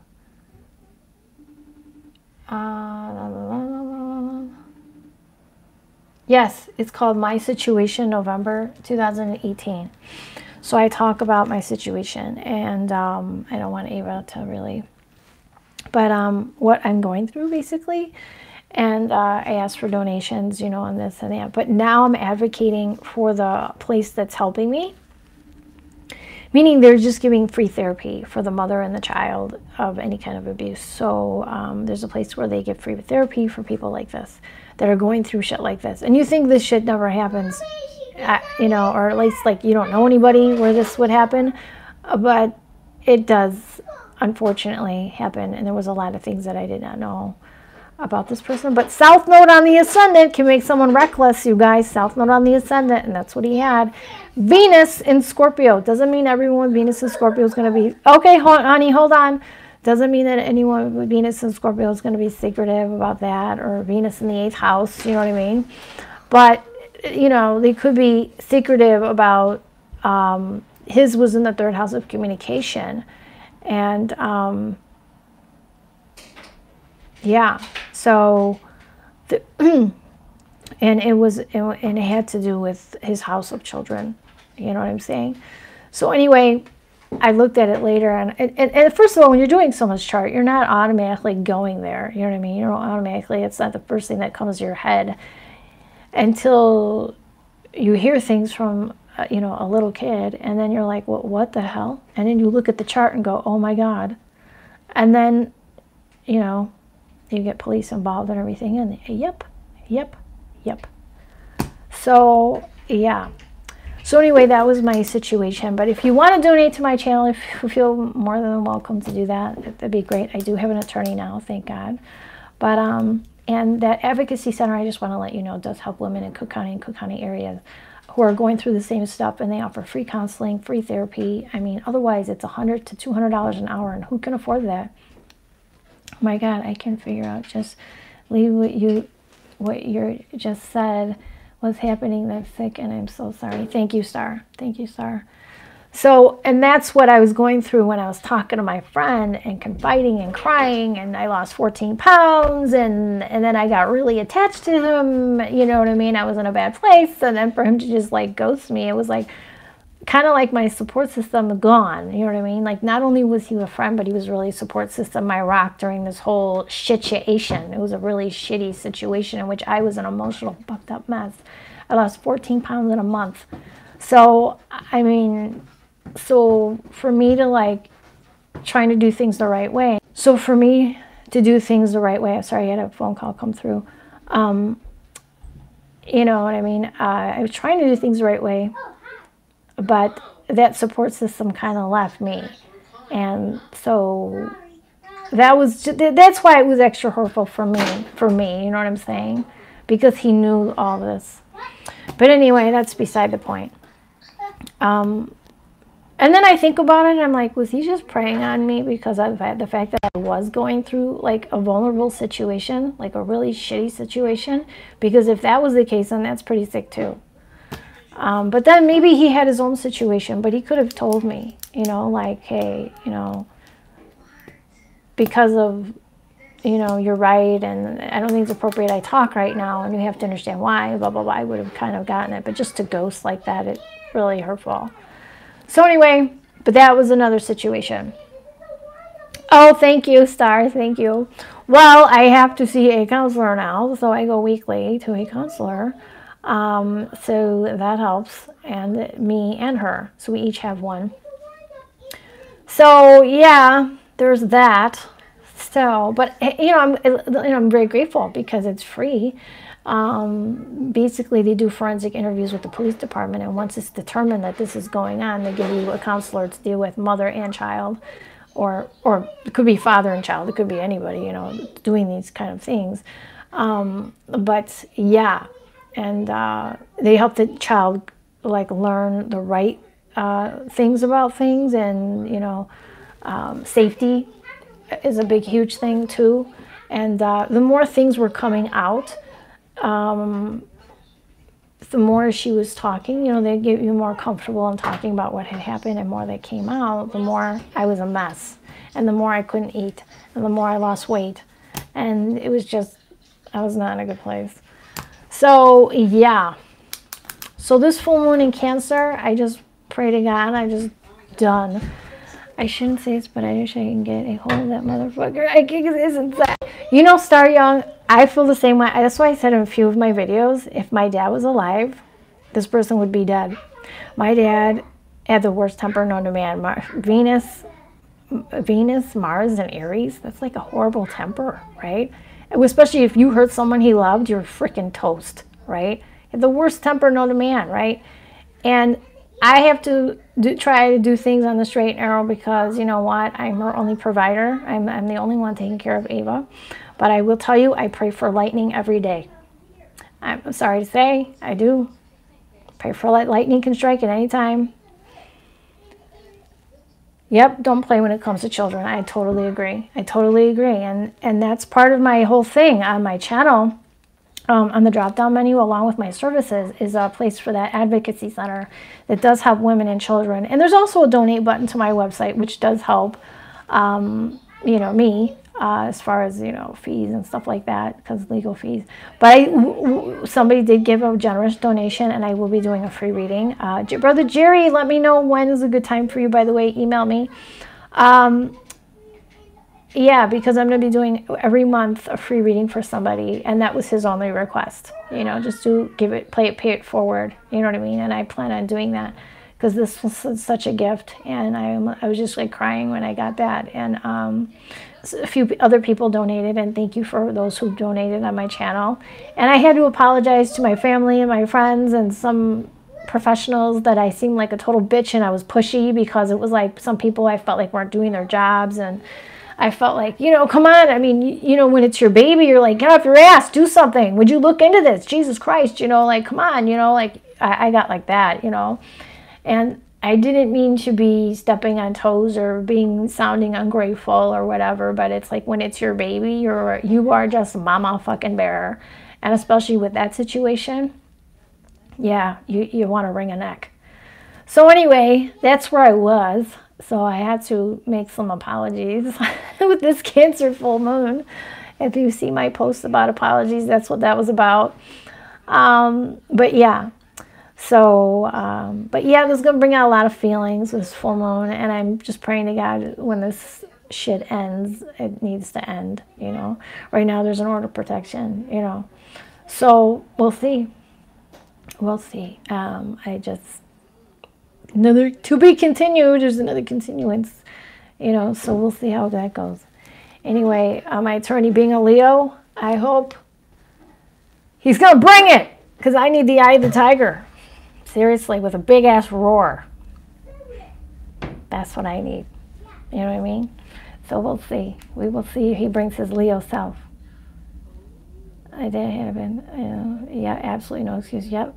Thank you. Hey, oh, Esther. Oh, you are into Reiki? You are Reiki. Wow. Esther, check out Esther. She's into Reiki. I need a Reiki. I need to be healed with Reiki. Today I put the stroller in the back of the trunk. And Ava only goes in the stroller because it's the holidays and I'm just afraid she's going to wander off or something. And, especially with me being overly protective right now. I threw my back out. I'm like, oh my God, my back is killing me right now. You know what I mean?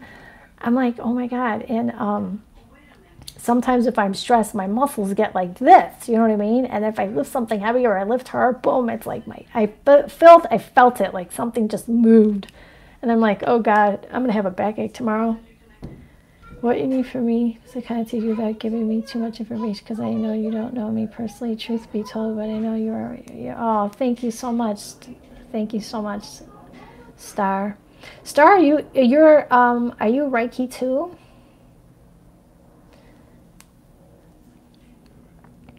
Just my favorite song. Interesting enough, Eye of the Tiger. Oh, I love that song, Eye of the Tiger. You know what I mean?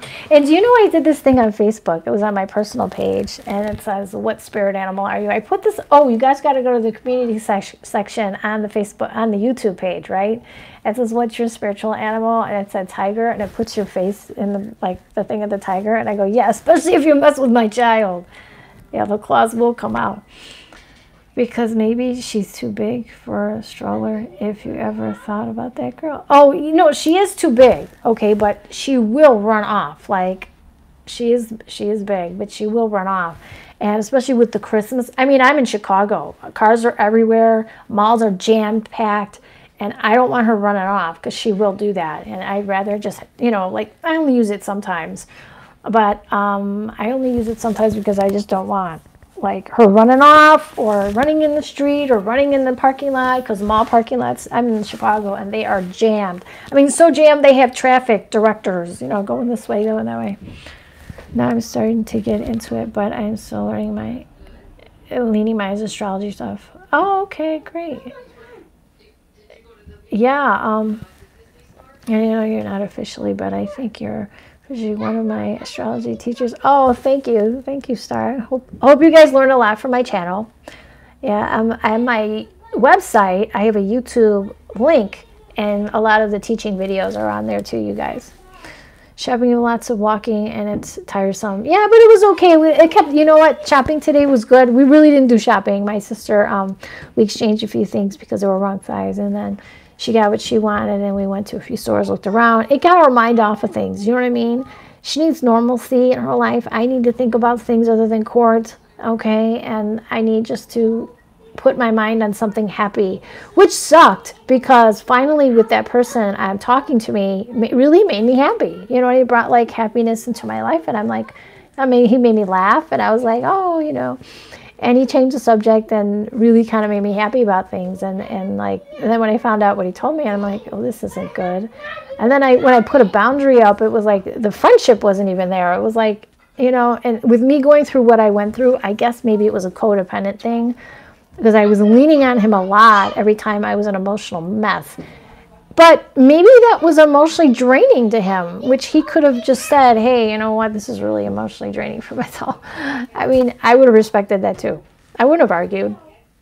My Mars in Aquarius would have understood. But yeah.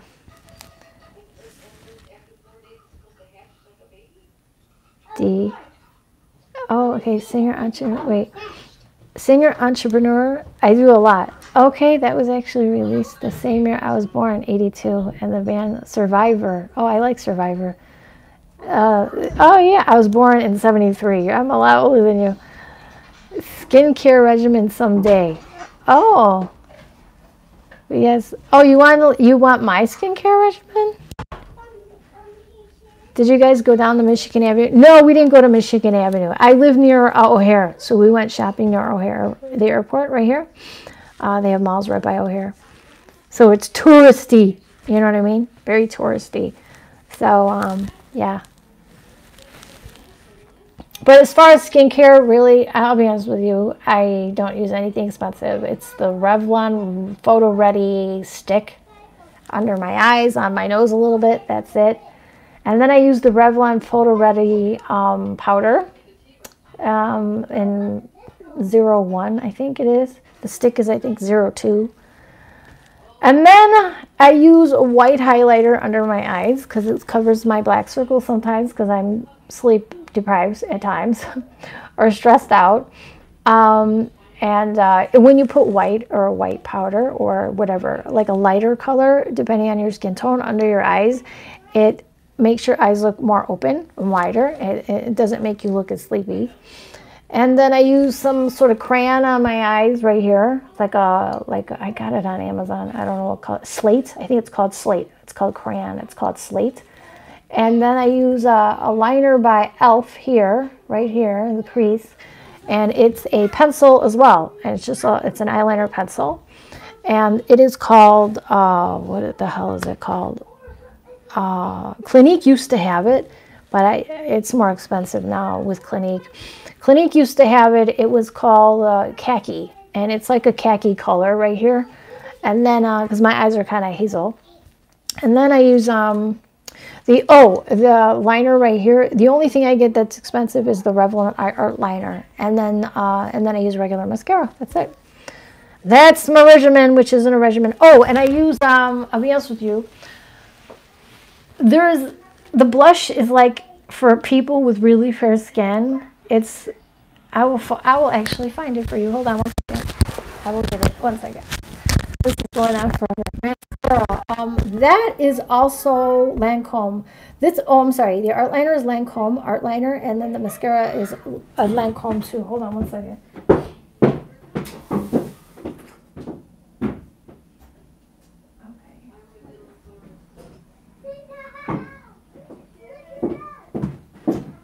All right, y'all.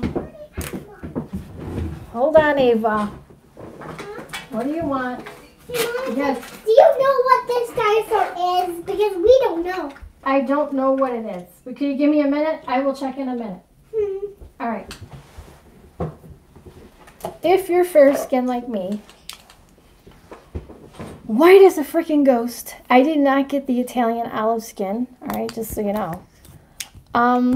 This is by, and I have to use Magnify, Jordana. If you go to Jordana.com or Amazon, it's called 27 Sunlit Bronze Blush Powder, okay?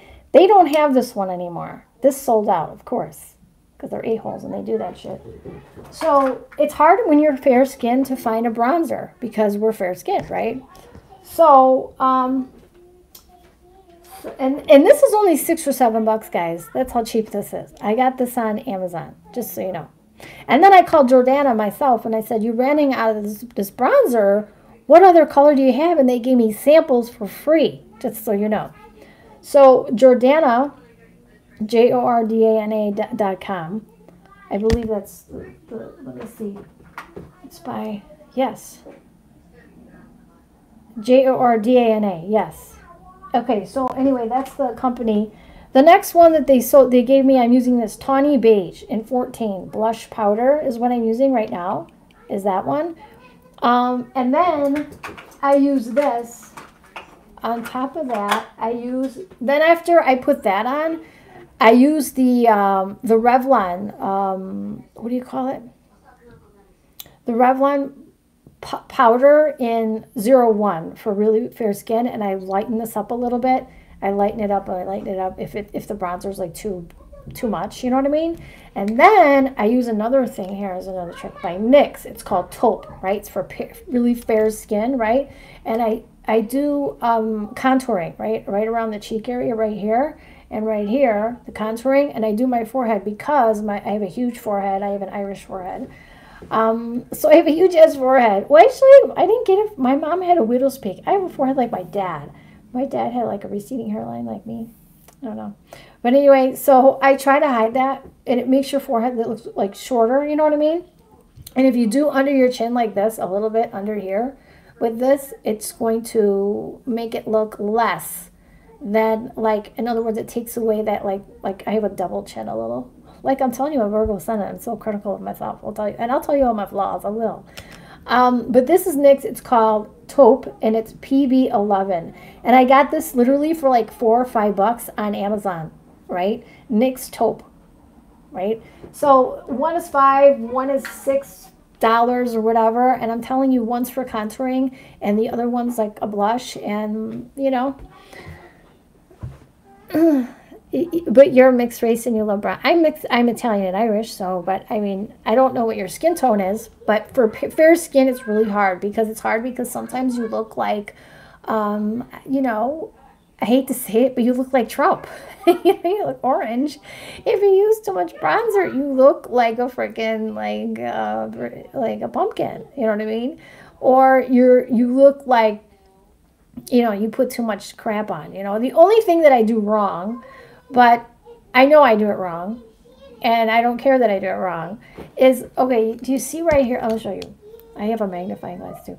But do you see right here, like when right here, I should blend this out more, but sometimes I'm in such a hurry, I don't. You know, I'm in such a hurry. I'm just like, I don't blend because I don't have time to blend. Oh, and the other thing I use is the Clinique light brown pencil. I just pencil, I used to tweeze my brows, right? And I tweeze them so much that, I mean, I have naturally really thick, nice Italian brows that arch nice and everything. But remember when thinner brows were in? Okay, what was it, like in the 80s? Like, you know? So like I used to tweeze them, and then sometimes they didn't come back as thick. They came back more sparse. So what I would do now, I get light brown by Clinique. It's a pencil, and I just pencil them in a little bit. That's it. You know, and now do not tweeze your brows, just so you know, because you never know when style is going to change. So you just take a little razor. They actually have eyebrow razors they sell at Walgreens or whatever, Walmart. And then you just go and you take this little razor and you go right here and you go right there and you go right here and you go right there and you just take away the little hairs. You know what I mean? So, yeah. And I also use that razor in the wintertime. And you guys are going to think I'm crazy. In the wintertime, your skin can get really dry. I don't know how many of you guys, you know, I'm 45. I'm 45. I'll be 46. Okay. So, when winter comes, my skin gets really dry lately, and never had this problem before in my life. People say I've always been told you're Halle Berry's twin. Oh my God, she's beautiful. Halle Berry is so pretty. Oh, thank you, Walter. You're so nice. But you guys, I have really dry skin in the wintertime, right? So what I do, that same little razor that I use on my eyebrows, right? I use and I take away all like dry skin. Like I'll get dry skin here or I'll get dry skin here, right? I take that little razor and I scrape away the dry skin. So when I put the concealer on, the foundation, and I only put the foundation here, here, and here. And I blend it in, right? And sometimes here, sometimes. But when I blend it in, it doesn't look flaky, okay? So what you do is you take the little razor and you get the dry skin off, and it's so it doesn't look flaky. Because if you're like me with real sensitive skin, I use Neutrogena soap. Like, it's a real soft, gentle soap with regular Neutrogena pump, that's it. And then, you know, that's all. But if I, you know, use any kind of, don't use an astringent soap because it's going to make your skin more dry. Like if you use like Dove or whatever, it's going to make, I don't know, for me it makes it more dry. So I use like a soft soap on my face. Try not to use a lot of chemicals on your face. That's what I try not to do, or try to dry it out, because as I'm getting older, my face is getting drier and I'm like, what the hell? So sometimes you may need to use a cream, but I find that too much cream, especially in the summertime, can cause a breakout. That's kind of what I'm seeing. So that's what I see. Oh, thank you, Star. Thank you. Put cat full of baby oil in the bath for dry skin. Oh, maybe I should try that. If the shape is good. I had a really nice shape. Like, I always had this arch. My grandma had it. My mom had it. Really nice arch to her brows. But they were really thick. You know, my eyebrows were so thick. They would like go from all the way here, I mean, they were so thick, you know. And I remember when I first tweezed them, my mom's like, they look better now, you know, way better, because my mom, I had eyebrows kind of like her, and she would tweeze them though. But I did what she did because I was copying her, and then I started using a razor like this, but get an eyebrow razor, not a leg razor, because you're going to take your whole eyebrow off. Get an eyebrow razor. They're little teeny razors, you know what I mean?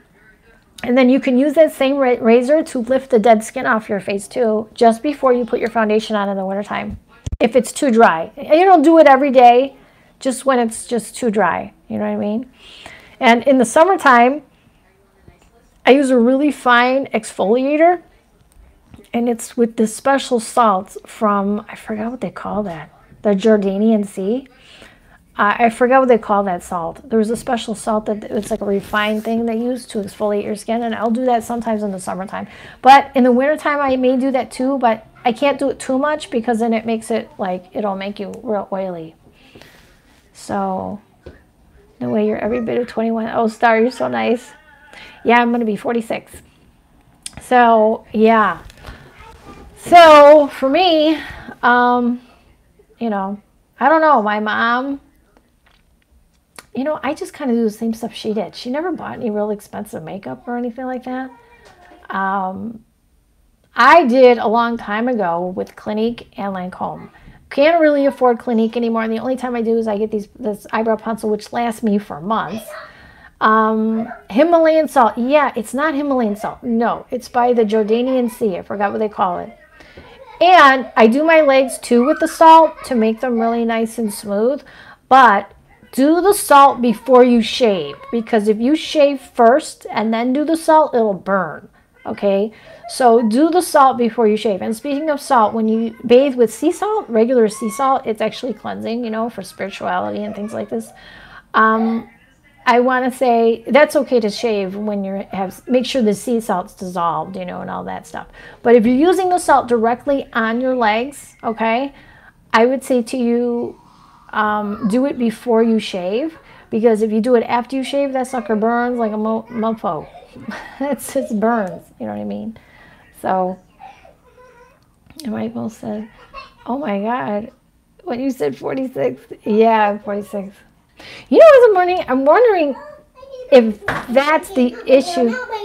I'm wondering if that's the issue, because when I'm in the grocery store, they're always in their late 20s, early 30s. I'm like, where are the people my own age? You know what I mean?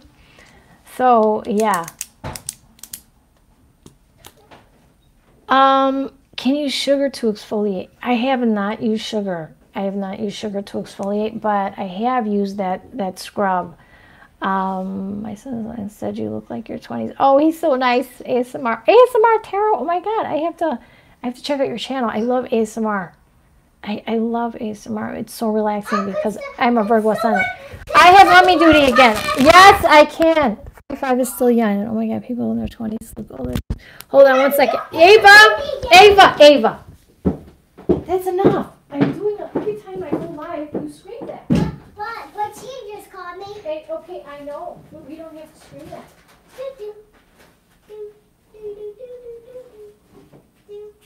Seriously? Okay, watch out. Ava, watch out. Okay, wait.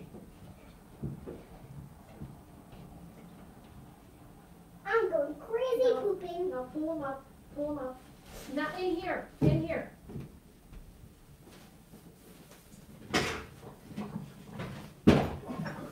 I'm going out of here.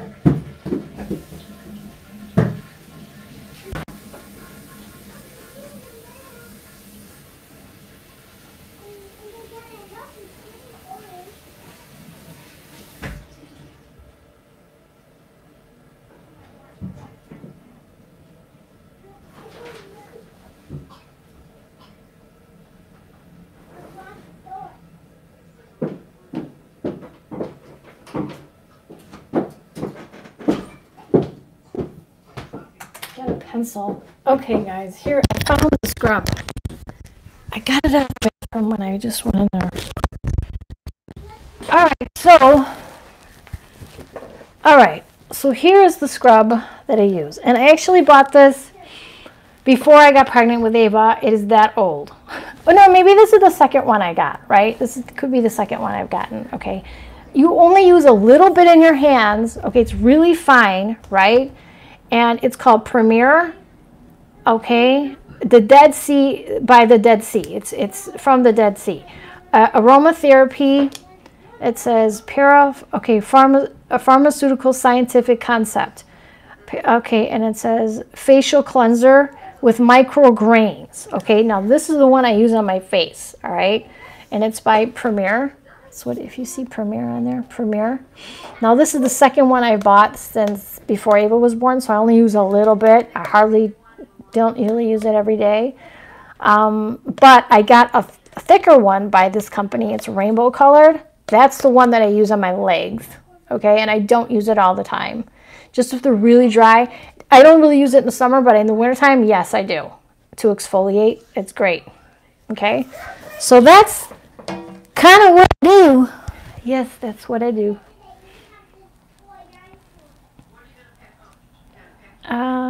Are you zero negative also? my Laura M. Somebody, 0 negative. What is 0 negative? You're welcome. Thank you. Thank you, Laura. Blood type? No. I'm not negative.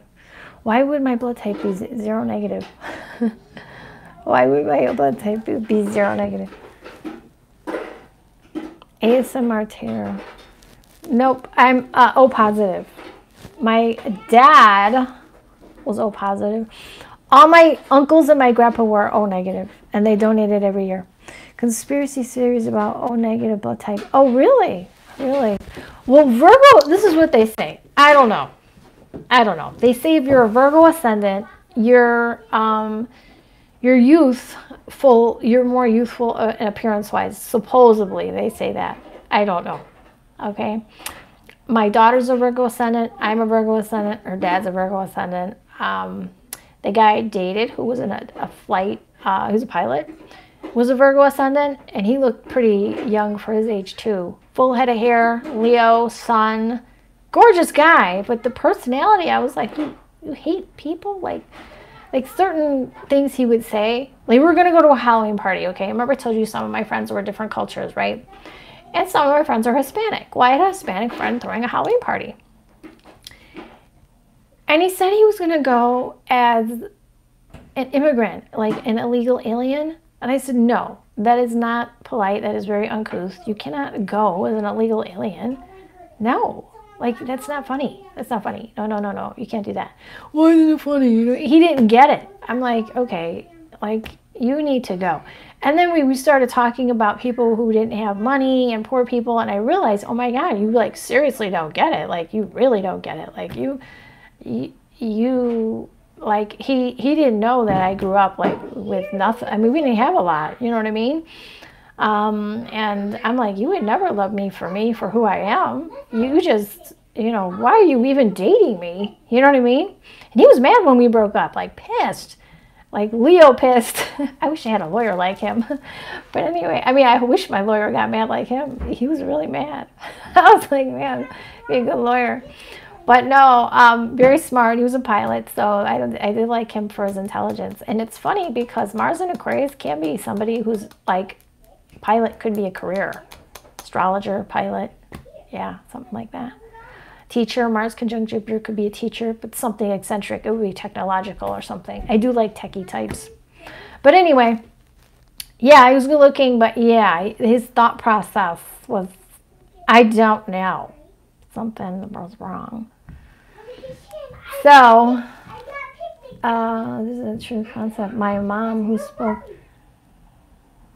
since age 10. Oh, wow. She smoked that long. Strange thing. I'm an Aries ascendant, 36, and I still look like I was 19. I don't know. I wonder, do you guys ever have issues who finding people your own age? I know it wasn't funny stars, so not funny to this guy. Do you guys have problems finding people your own age to date? You know what I mean? Like, I have a problem, like, finding people, like, and I really don't want somebody young. I don't want somebody who I have to teach manners to, who I have to teach, like, I've been through the 20s. And you know, and 30s is when you kind of get your bearings, but 40s is when you don't give a shit, you know who you are. You know, I want somebody who's there already, you know what I mean? Like, and it's hard to find somebody, you know, like, I don't know. But I mean, the grocery store is a good place.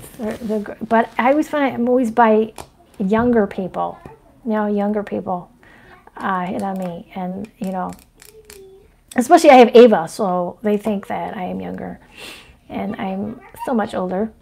Yeah. I'm trying to think what place is good. Like the grocery store, the hardware store, but I'm trying to think of places that you could go where people would be more age appropriate, where you would be in the same age bracket. I used to love that piano bar downtown, Jilly's. Not that bars were the greatest place to pick up people, but these were professionals that would go there. They weren't going there to get drunk, and they were all in their 30s and 40s, and it was like they were career-driven and established people, right? So that place was nice to go to, and stimulating conversation. Everybody there had a career. Everybody there was very intellectual type, you know. So that would be my my place. You know what I mean? I don't know. Maybe I need to go to like a software convention or something. I have no idea. They did have the astrology convention in town, but I don't know if I could date another astrologer. I don't know. You know, I don't know how that would work. We'll see. I don't know. So, I don't know. I think that somebody who's a friend first would be good for me. Somebody who's just a friend, you know, and maybe grows into something else. We'll see how that is. But this zero, I'm just going to tell you this full moon that we're having. I'm going to wrap this up because it's super long. The 0 degrees moon in Cancer. I'm going to tell you, don't let it get to you. Don't get down around the holiday. I'll try to be live. I don't know. I have my daughter, so. But I'll try to be live around New Year's and stuff like that. And maybe I'll put a video out. So I would say keep your mind off of things. Try not to be so bummed out. You know, so, and maybe I'll do a video or something like that and keep, you know, keep spirits up. I'll try to put uplifting videos up for you guys so we can all watch. But I'm not sure how many of you guys, because you guys ask me a lot, it's so weird, about what I wear in my face. Did you want me to do like a get ready with me video? I mean, I don't know if you're into that. I mean, it is an astrology channel. It's not really a makeup channel. I'm not really a makeup artist. And I'm not a professional, even though both my parents went to beauty school. I mean, I wasn't trained in it, but if you wanted me to do a get ready with me, I would. I'll watch all the way through, okay. Yes, I'm 30. I run into 40 up or like 18 to 22. Oh my gosh. Yeah, I won't, you know, date somebody too young. I want somebody who's older. So yeah, if you want me to do a get ready with me, I don't know who would want to see me with no makeup on. That'd be pretty awful, but you know, it'd be pretty awful, but you know, you'd see like, you know what you'd say? Damn, the transformation. Wow. Boy, that shit really works, you know. But you know what I did do? I did buy fake eyelashes just to see how they would be, you know. And I already have long eyelashes, and it just makes me look like I'm in drag. I don't know. Have any of you guys had that problem? Like, tried fake eyelashes, and it makes me look even worse, like I'm in drag or something. I tried to put them on. I'm like, oh my God, this makes me look like, I don't know, like, who was that actress from years ago? I forgot who it was, who looked like she had like all this eye, like mascara or like she had eyelashes from hell. I forgot who it was, but I don't want to look like that person. But anyway, let me know if you want me to do that. I'd be happy to tell you the stuff I buy and where I buy it from. A lot of stuff's on Amazon. Cheap. We're having a picnic with the picnic blanket. Okay, good. Did you show her your animals that you got? Yeah. Yeah. Okay, all right. But I need to be careful of the egg. I cannot take the egg. You can't take the egg out of there. No, it's got water in it. Yeah. All right, I will talk to you guys. Tammy Faye Baker, that's her. That is her. Yes. Yes. I don't want to be like Tammy Faye Baker, no way. I mean, I know she was spiritual and all, but she was like, they were like selling spirituality or something. I don't know. I don't sell astrology. If you believe in it, great. If not, I'm not about to go to a party and preach astrology. You know what I mean? I think everybody should learn it. It's good to know. I also, people who are Christian, you know, I was listening to Mariah Carey music, you know, and it made me think about, you know, church. And I'm thinking about, yeah, I'm Catholic. And some people are like, well, how can you be Christian? How can you be Catholic if you do astrology? That's not Christian. You're not a Christian. No, no, no. I'm like, what the hell do you think the 3 wise men were? Hello. The Star of David was in the sky. And whenever a Star of David is in the sky, a king is born. Hello. You know what I mean? So anyway, it's just, you know, I'm like, what do you think? What do you think? Do you believe in the 3 wise men? Yeah. Okay. What do you think they were? They're astrologers. Okay. Case in point. But anyway, and by the way, somebody asked about, they got into tarot later on after astrology, and so did I, because other astrologers were getting into tarot. And I was like, yeah, let's see how this works. And it really did add to the reading. You know, I was a little skeptic at first, but I'm like, wow, this really does add to the reading. Only to find out by my great aunt, my great aunt, who's 85. She's about 85 right now, who gets hit on all the time. It's crazy. This lady gets hit on. She's in her 80s. And she's like, I like the younger ones in their 60s. I'm like, what? She's so crazy, I swear to God. She is a Sagittarius. Anyway, she has so much luck and loves to travel and all that stuff. This woman is so much fun. But she says that my grandma, my great grandma, my mom's mother's mother, she goes, you know, she used to do tarot. And I said, I did not know this. And she says, yeah, she did tarot. That's how she knew your mom was pregnant at 19. Or my mom was pregnant at 18. I said, are you kidding me? She goes, no. That's why your mom was thrown out of the house. And I said, oh my God. I said, you know, that was brutal, man. That was, back in the day, you could not be pregnant and not be married. But yeah, especially if you had strict Catholic parents. But it's just crazy to me. I was like, are you serious? She goes, yeah. And yeah, Catholic parents whose mother was a tarot reader. Yes, practice the tarot all the time. And I had no idea all the time that, I'm like, I was buying cards and stuff and getting into it, and I had no idea I had a relative who did tarot. And my great, is she great, or just great, I don't know, aunt told me. I said, I had no idea. She goes, yeah. She goes, but the astrology stuff, that's new to me. And I'm like, well, I just started the astrology first, and then I went into tarot. She goes, really? She goes, yeah, you can tell a lot in that stuff. She used to do readings. I'm like, wow. That was just so interesting to me. Anyway, so if you want a reading from me, the links are below. Again, if you're doing the charity thing and the advocacy center, if I can pronounce it properly, they're a legit business. You can call them. They take care of children and mothers and give free counseling, and I love them because they've helped me so much. And if you want to donate to the site too, you can do that too as well. Those who've donated in November, I thank you so much. God bless, and really, really from the bottom of my heart, you got me my attorney. Thank you so much. Thank you, thank you, thank you. And you have no idea, I needed him so badly because Cook County, the reason, even though there was a forensic interview done, the Cook County, the way they interpret the laws is different than other counties in the state of Illinois. Other counties, this would have been a conviction. But because Cook County interprets the law differently, there couldn't be one. So we had to go, and it was just a mess. And I'm like, you're really freaking kidding me, right? Because what was told in the interview, you couldn't mistake for anything else. And I'm thinking, you know, but it's because I guess she's 4.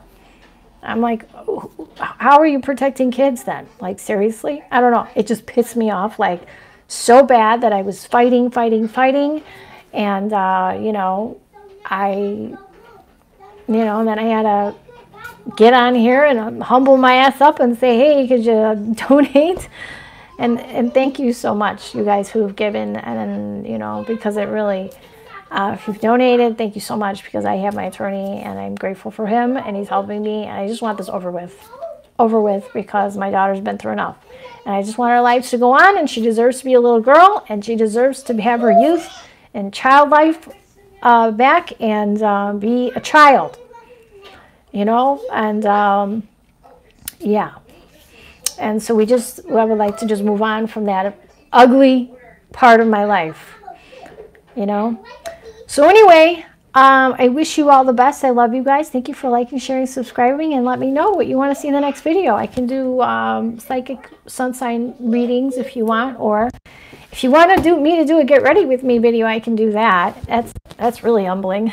Again, I don't care with no makeup on, but I will, and I'll let you know what I use and stuff. That should be interesting. But anyway, thanks for chatting. And yeah, I'm on here for almost 2 hours because I have no adult interaction in my entire day. I have a toddler and cartoons. That is my day. And my friend ghosted me. So that was pretty shitty. And most of my other friends like live in different states, and not all know about, some know about my situation, but not everything. So anyway, that's that. So my family knows about my situation, and some of my family I just don't talk to because they're out of state. And, you know, it's kind of like, I don't know if you guys, I'm a Virgo ascendant. Have you ever guys, Virgo ascendant people, have had family where you're like the one that people go to for shit? And then when you need stuff, they're not really there. But the only time they call you is they act like they're concerned, but really they need a loan. Or they're like, oh, and I'm like, I'm a single mom trying to pay for an attorney. And you need, like, you're going to tell me about your electric bill, your light fucking bill, or like your gas bill, or your car payment, or your mortgage payment? Like, seriously? I'm going through fucking hell. So, yeah, I just, like, cut off people. Like, if you can't help me during this really bad time that I really need support, bye. You know, I don't have it to give. You know what I mean? I don't. And if that's the only time that I'm important to you, then maybe I need to rethink who's in my life. That's what I did. So, you know, that's what I did. And then there was family at a distance, and I was just like, this is ridiculous. This is ridiculous. And then I kind of was direct about it.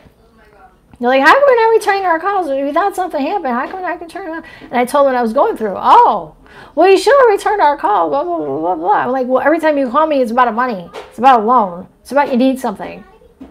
And I kind of need support. And I know every time I call you, you never call me back anyway. So, like, and the only time you do call me back is when it's about money. You need money. So, yeah. Laura's no longer the bank. And Virgos, I'm telling you, our lessons, and maybe this man was my lesson too, you know. We're being taught really hard lessons on self-worth. You know, people teach you, we teach people how to treat us, right? And, you know, so we need to put up healthy boundaries to be treated correctly. And if we don't have those healthy boundaries, then, you know, then we allow people to treat us badly and poorly. And, you know, if we keep allowing this shit and then we wonder why, then you're no longer a victim, you're a volunteer. And I'm under so much stress with my daughter right now. I ain't volunteer for shit. You know, if you can't be for me, if you can't help me, and you're a family member, and you're looking for a freaking fucking loan or complain about your fucking bills, I got bigger fish to freaking fry on my life. Like, seriously, I'm a single ass mom. Really? You think that, you know, but see, before Ava, that's what I did. That's how it was. You know what I mean? Things have changed since I had her.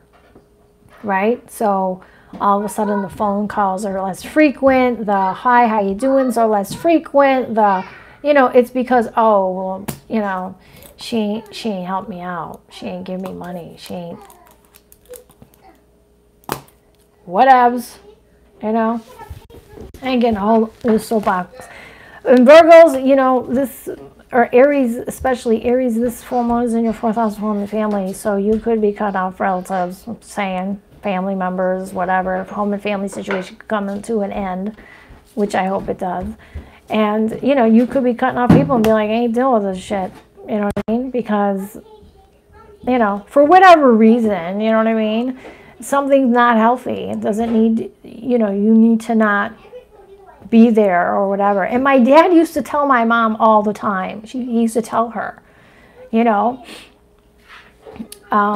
if you give your sisters one more time, one more thing, one more loan, or one more this, or one more that, I swear to God, you know, you're giving me agita. In Italian, it's like chest pains. You know, you're giving me agita, you know. He used to tell my mom, you know, oh, but this, but they, my mom was a Libra, you know. Everybody loved her. But she had an Aries sun, I mean, an Aries moon, you know, and it was, her moon was in her 1st house, and she has an intercepted 1st house was Aries, so she was very direct. When she got mad, but she forgave quick too. And I'm an Aries sun, and I can forgive quick too. But after my daughter and after the nightmare I'm going through, I'm thinking, if you can't be here for me, and if you can't be like, hey, what do you need? How can I help you? But then don't, like, lose my freaking number, you know. That's how I felt about that one. And I found that, you know, people on here were more like family to me than my own. Like, it was bad. It was just like, seriously. One person I found out was friends mutual friend with this person, knowing the shit that he pulled. I'm like, and you're friends with a family member of his on there? On that Facebook? Oh yeah, didn't you know? Like, well, you did know what I told you he did. Well, yeah. Okay. Block. And I think she's wondering why she's blocked. Well, fuck, that's a conflict of fucking interest. Like, really? You met the person once. You're friends now on there? Right? And like, I told you what this person did to my child, and you're still like... And I know, I would not... Me being Mars and Aquarius, I would never tell somebody to be who they can be friends with. But this was like my mom's best friend in life, who was like a second mom to me. So I'm like, really? You're friends with someone in his family and staying close with them? I don't know. So that was a conflict. Anyway, I don't even know why I'm going on and on. I'm venting. Like, you got y'all are my friend, like that guy who ghosted me. I saw him on my stuff, and maybe he got sick of it. I don't know. That could be it too. You know, I need to talk. Maybe I need more time with my therapist. Maybe I need 2 sessions a week instead of 1. Maybe that's it. Anyway, I will talk to you guys soon. But my job is to be there for you. Okay, most importantly. So if you need me for the holidays, if you need a reading, you know, feel free, book your reading. Links are below. They're on sale, all right? Yeah, I need to talk. Yeah, to my therapist, not to my clients. Poor people. We are your... Oh, thank you so much, Dee. Thanks, Diane. Thank you. Yeah, this... I mean, I don't know. In a million years, did I ever think I'd be going through this? No, never. You know? But I'm going to tell you, this person was very good at hiding that part of themselves. So, there's that. But anyway, so synastry and astrology. And, you know, I'm going to tell you this. You know, when you look at a chart, I'm not looking like at a chart like, oh, this person could be a total, unless it's blatant to me. I'm not looking like, oh, this person's a total pervert. You know what I mean? I'm looking at it like, oh, this person could be, you know, it could mean other things. Not everyone's going to use that to the negative power. We all have positive and negative in our chart. We have a free will to use that energy to the positive octave or the negative octave. And there's the in-between octaves too, which most of us fall in, right? And some of us fall into the real high octaves, you know, using the energy to the best of our ability, right? Jesus, Mother Teresa, right? Let me try to think, you know, King Baby George or King Baby whatever, he was born during the Star of David, right? Another person born during the Star of David is Hitler, and he used his to the negative, very negative octaves, okay? So he used his for hate, you know, it just depends, but he was like a king, right? So, but in a very powerful person, he just used that energy for the negative. So when you look at a chart, I'm not always thinking, like when I look at a chart, except for that guy who says the kid's birthday, and I'm like, wait a minute, this is a child. You freaking pervert, get off my damn phone. Click. Then I call him up and I had him blocked. But I will tell you this, like, you know, as a reader, I'm not looking like, oh, that's not coming to my mind, you know, right away. You know what I'm saying? I mean, and when I see South Node on someone's ascendant, it shows that they could be reckless with their lives, you know. I knew he had a chemical dependency, that there was a problem, and this is why we were broken up. But I would never expect this. You know what I'm saying? So, I mean, it shows a recklessness. Certain things there showed a recklessness. Saturn was opposing Venus, okay? Saturn was also opposing Jupiter. Saturn's like a big-ass Christmas tree on his midhaven. Found out was incarcerated many times. 10 felonies. 10. Not just 1. 10. 10. Which would explain the South Node on the ascendant, reckless behavior, right? But none of them would explain the other 6 shit. You know what I mean? Can you give a reading for my friend? She wants to connect with her ex-boyfriend. Is there anything he wants to say to her? You're going to have to book that, Cass. You're going to have to book that. Now, if it's somebody who's passed away, that's like a psychic sun reading. you know. But I do more intuitive readings, not more mediumship readings, just so you know, okay? And I know on my chart, it's supposed to say with my Sun, Venus, the 8th house, okay, I'm supposed to be a medium. But I really don't want to connect to that part because I did after my parents died, and I had to go to a priest because my life was like hell. And I had to get a blessing done, and he taught me all about crystals and what to use, and, you know, don't bring in people and don't channel people who crossed over into your life because you may bring in something that you shouldn't. And I have Moon conjunct South Node, so I can attract positive and negative, okay? So these things, these crystals are very important, just so you know. And if you want them, I sell them on my website. You guys, these are really nice. These are selenite. They will extra charge your other crystals, and you know, and your cards and everything, and they cleanse your cards. Yes, my priest taught me about crystals because I was having crazy ass shit happen after my parents died because I missed them so much, and I'm like, give me a sign this, give me a sign that. But I didn't know that you needed to protect yourself. You know what I mean? You need crystals, and you need to protect yourself. You need to say a prayer. You need sage. You need sometimes Palo Santo. You know, there's a lot of things you can do to protect yourself. But I didn't know that, and I was getting, my phone would ring, and it would be my mom's voice. She had already died. It would freak me the shit out. I would have my, I unhooked my phone from the wall, disconnected it, took the batteries out, and that sucker still rang.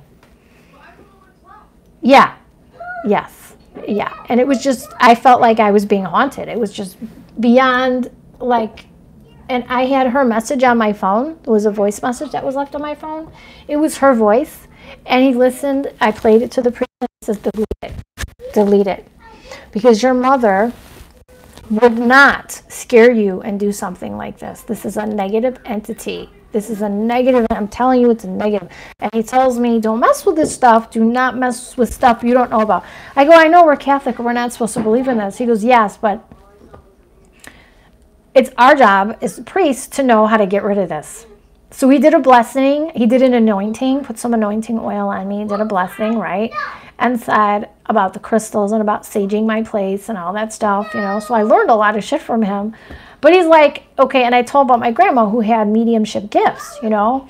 He goes, some people can be fine with it. Some people, your life will never be the same. And you could live, you know, be crazy. Don't invite shit into your life unless you know what you're doing.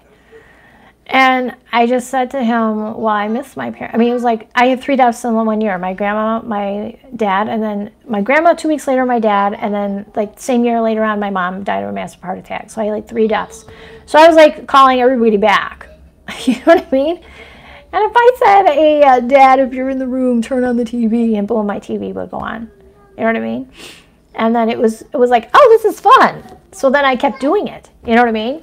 And I think I was attracting negative shit. Now, mind you, synchronicities can happen without you doing this. I just want to say there's a difference.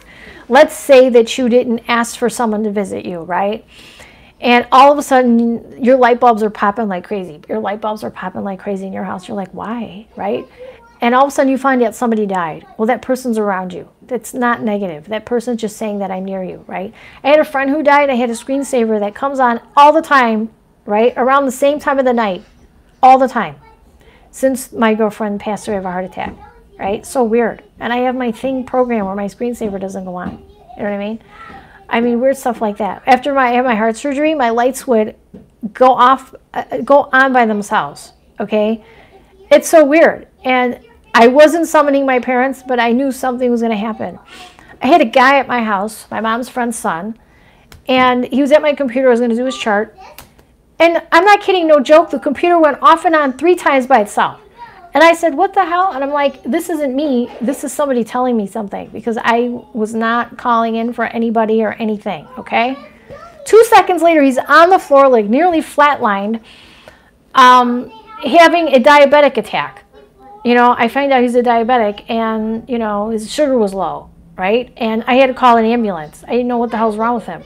Scared the living shit out of me. But the computer, boom, boom, boom, boom, boom, boom, boom, like by itself. I'm like, what the hell's going on here? All of a sudden, boom, he's on flatline in my floor. I'm like, oh my God. I had to call an ambulance for the guy. Yeah, it was crazy.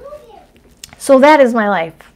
You know what I mean? I get signs all the time, but don't summon, and I try not to do the mediumship stuff, because unless it comes to me naturally in a dream, or something naturally happens, like the lights going on, the flickering or whatever. This is just the way things is. I already know that I already accepted this is my life. This is the way things are. But I do not summon things anymore or anything like that, because ever since the anointing the priest did for me and all that stuff, that weirdness has stopped, right? And I also did end up moving too, as well. But so sage is good to do in your house, sage every corner of every room. That's why you see readers do readings. They use, and I sell this stuff on my website, you guys, this little cauldron, right? And you crush up little sage in it and you burn it, and you go from room to room and you burn the sage while you're doing your reading. There's a reason for this. This I use for Palo Santo, which smells so good, you guys. Oh my God, this stuff smells so good. Okay, this is these little resin things that you put in here. It's like sand. I put sand in here, right? Then you put the little stick of this little cone of Palo Santo, and you burn it, right? And it cleanses, it purifies, right? And so, and then you can buy Palo Santo wood and burn the wood too. And that's what sea salt baths are for too, cleansing, clarifying negative energy, purifying, right?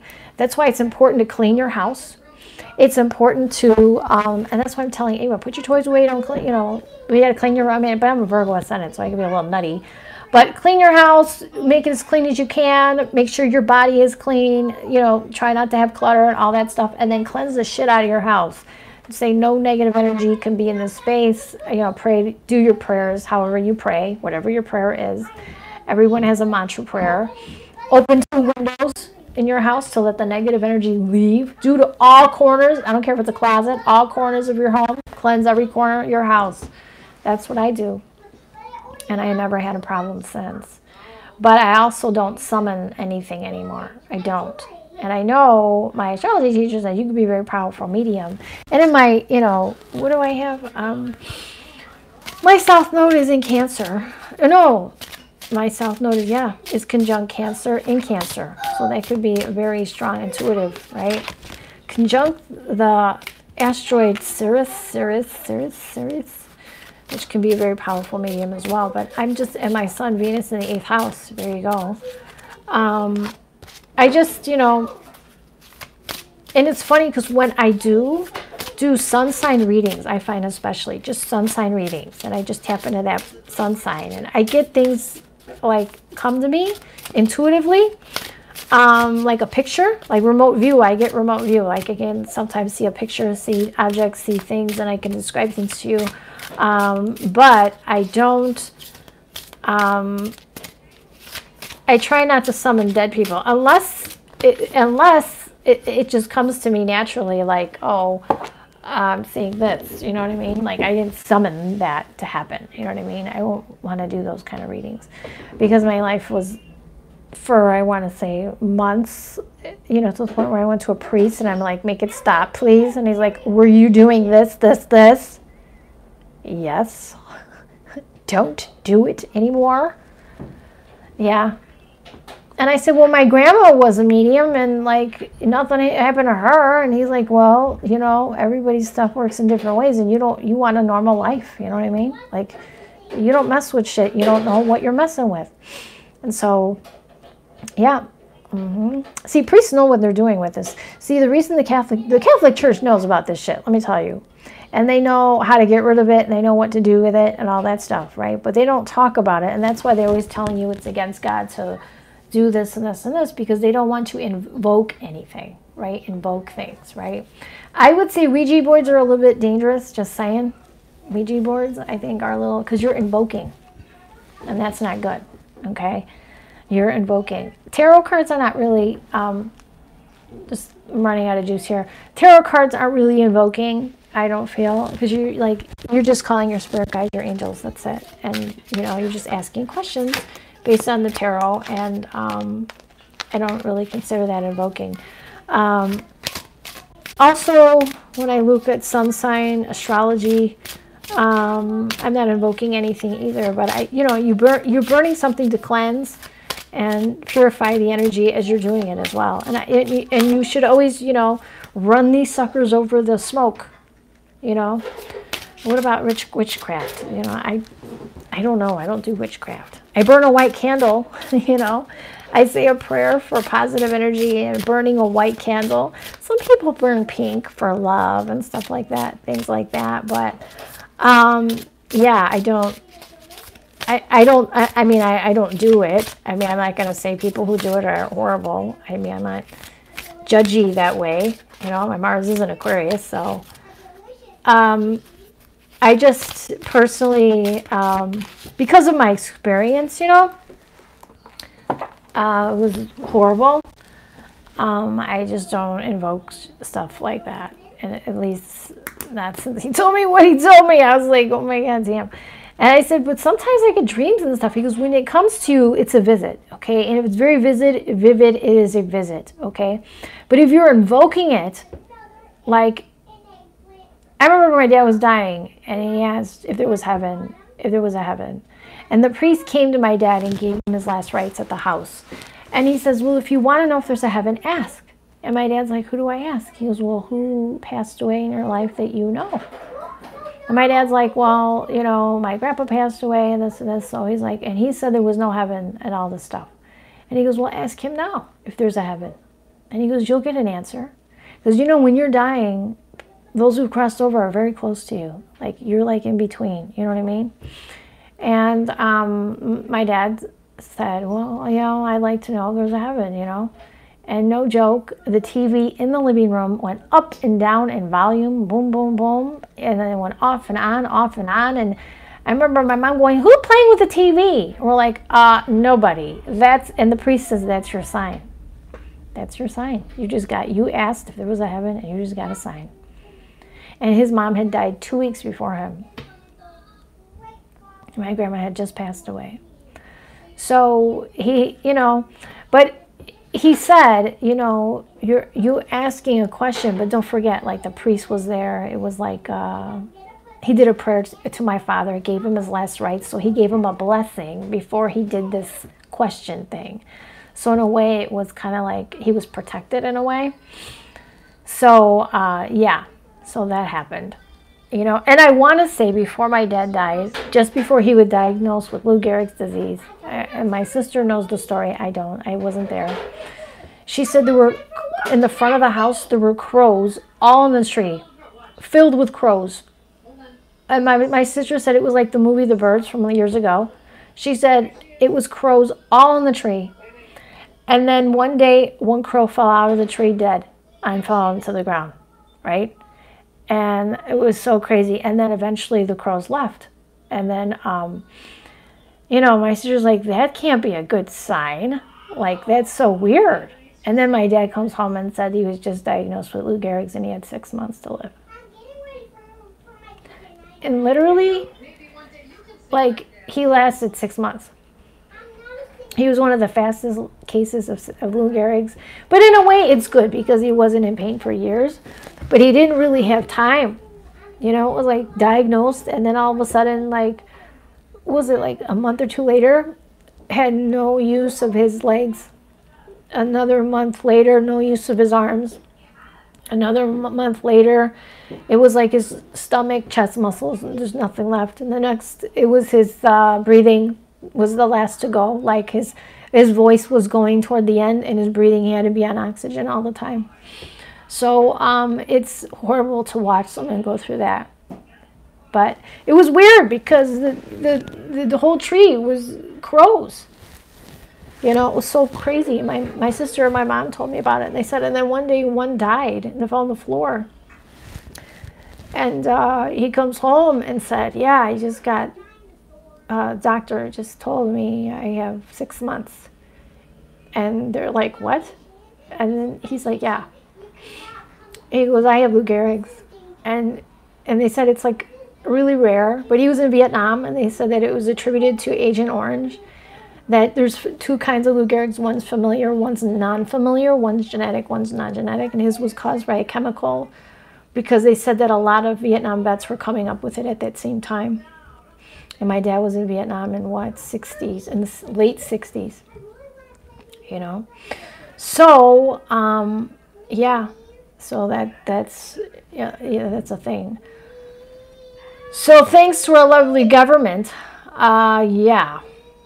So yeah, he got real sick and he had Lou Gehrig's. So, and it's just the worst thing you can ever. If you ever read the book Tuesdays with Maury, it's really sad, but very profound about a man, how he lives his life and how he goes through the stages of Lou Gehrig's. And but it's very sad. But I think that the reason I was invoking so much is because of the fact that I didn't have a lot of time for closure. There was not. And my mom died suddenly. Like after he died, it was just a massive heart attack. And my parents met in 4th grade. But she also found out before he died, you know, just before he died, that he was having a 15-year affair. My dad had a Gemini ascendant. So she had just found that out. So that's why also, and how hurt she was, you know, she found out while he was dying and how hurt she was that this person she loved so much that he did that to her. So that's another reason why I didn't want to do that to that person, or he, you know, my friend, or who he was leaving or not leaving. I didn't want to hurt someone in that way.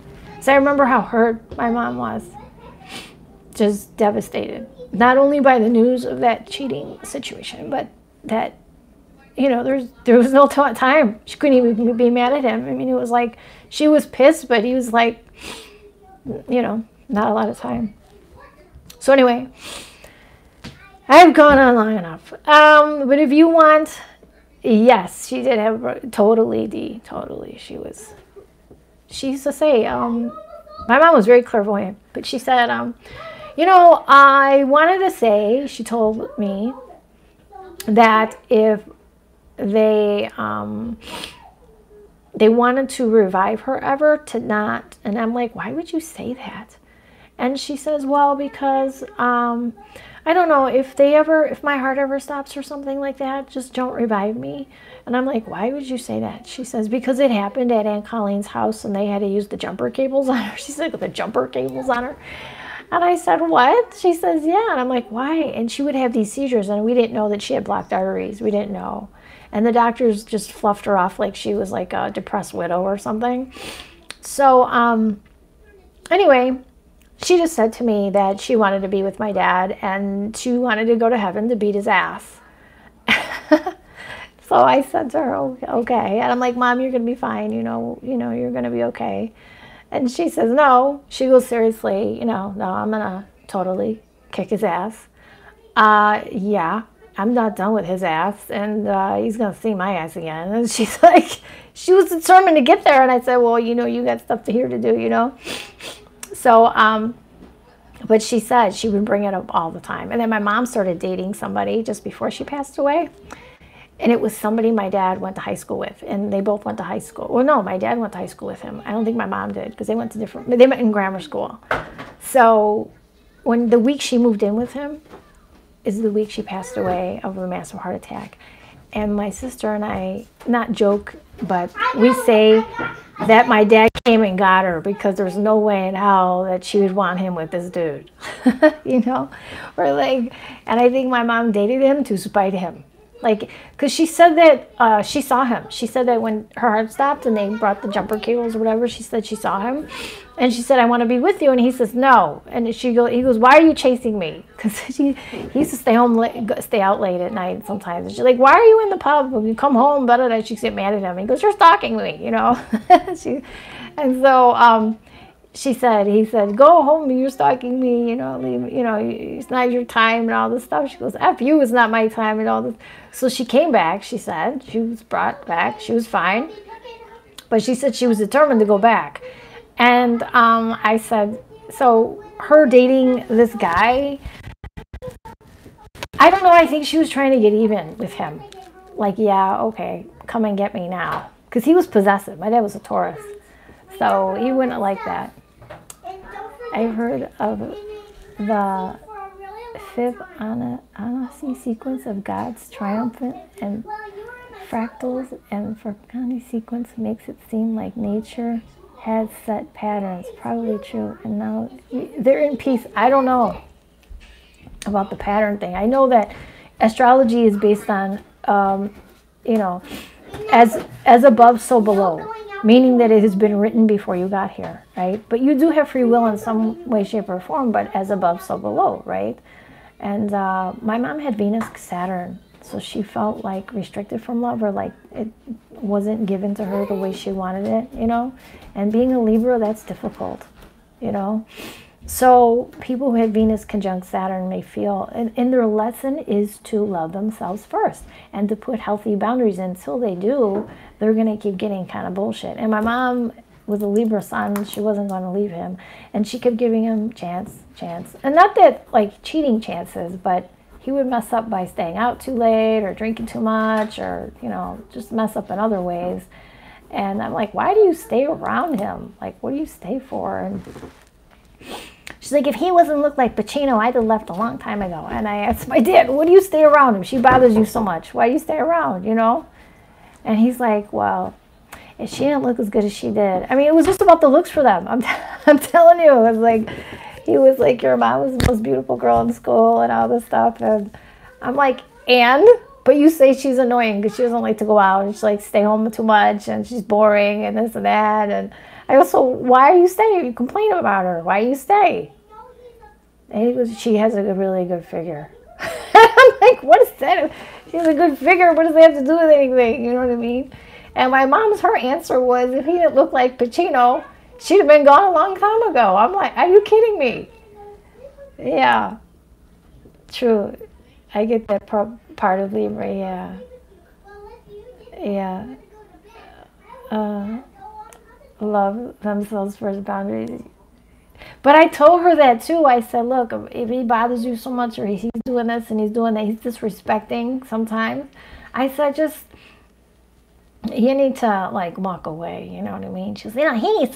Hey guys, just wanted to say thank you for coming in. I ran out of juice, so I just wanted to let you go. Thanks for chatting, and I will talk to you soon, okay?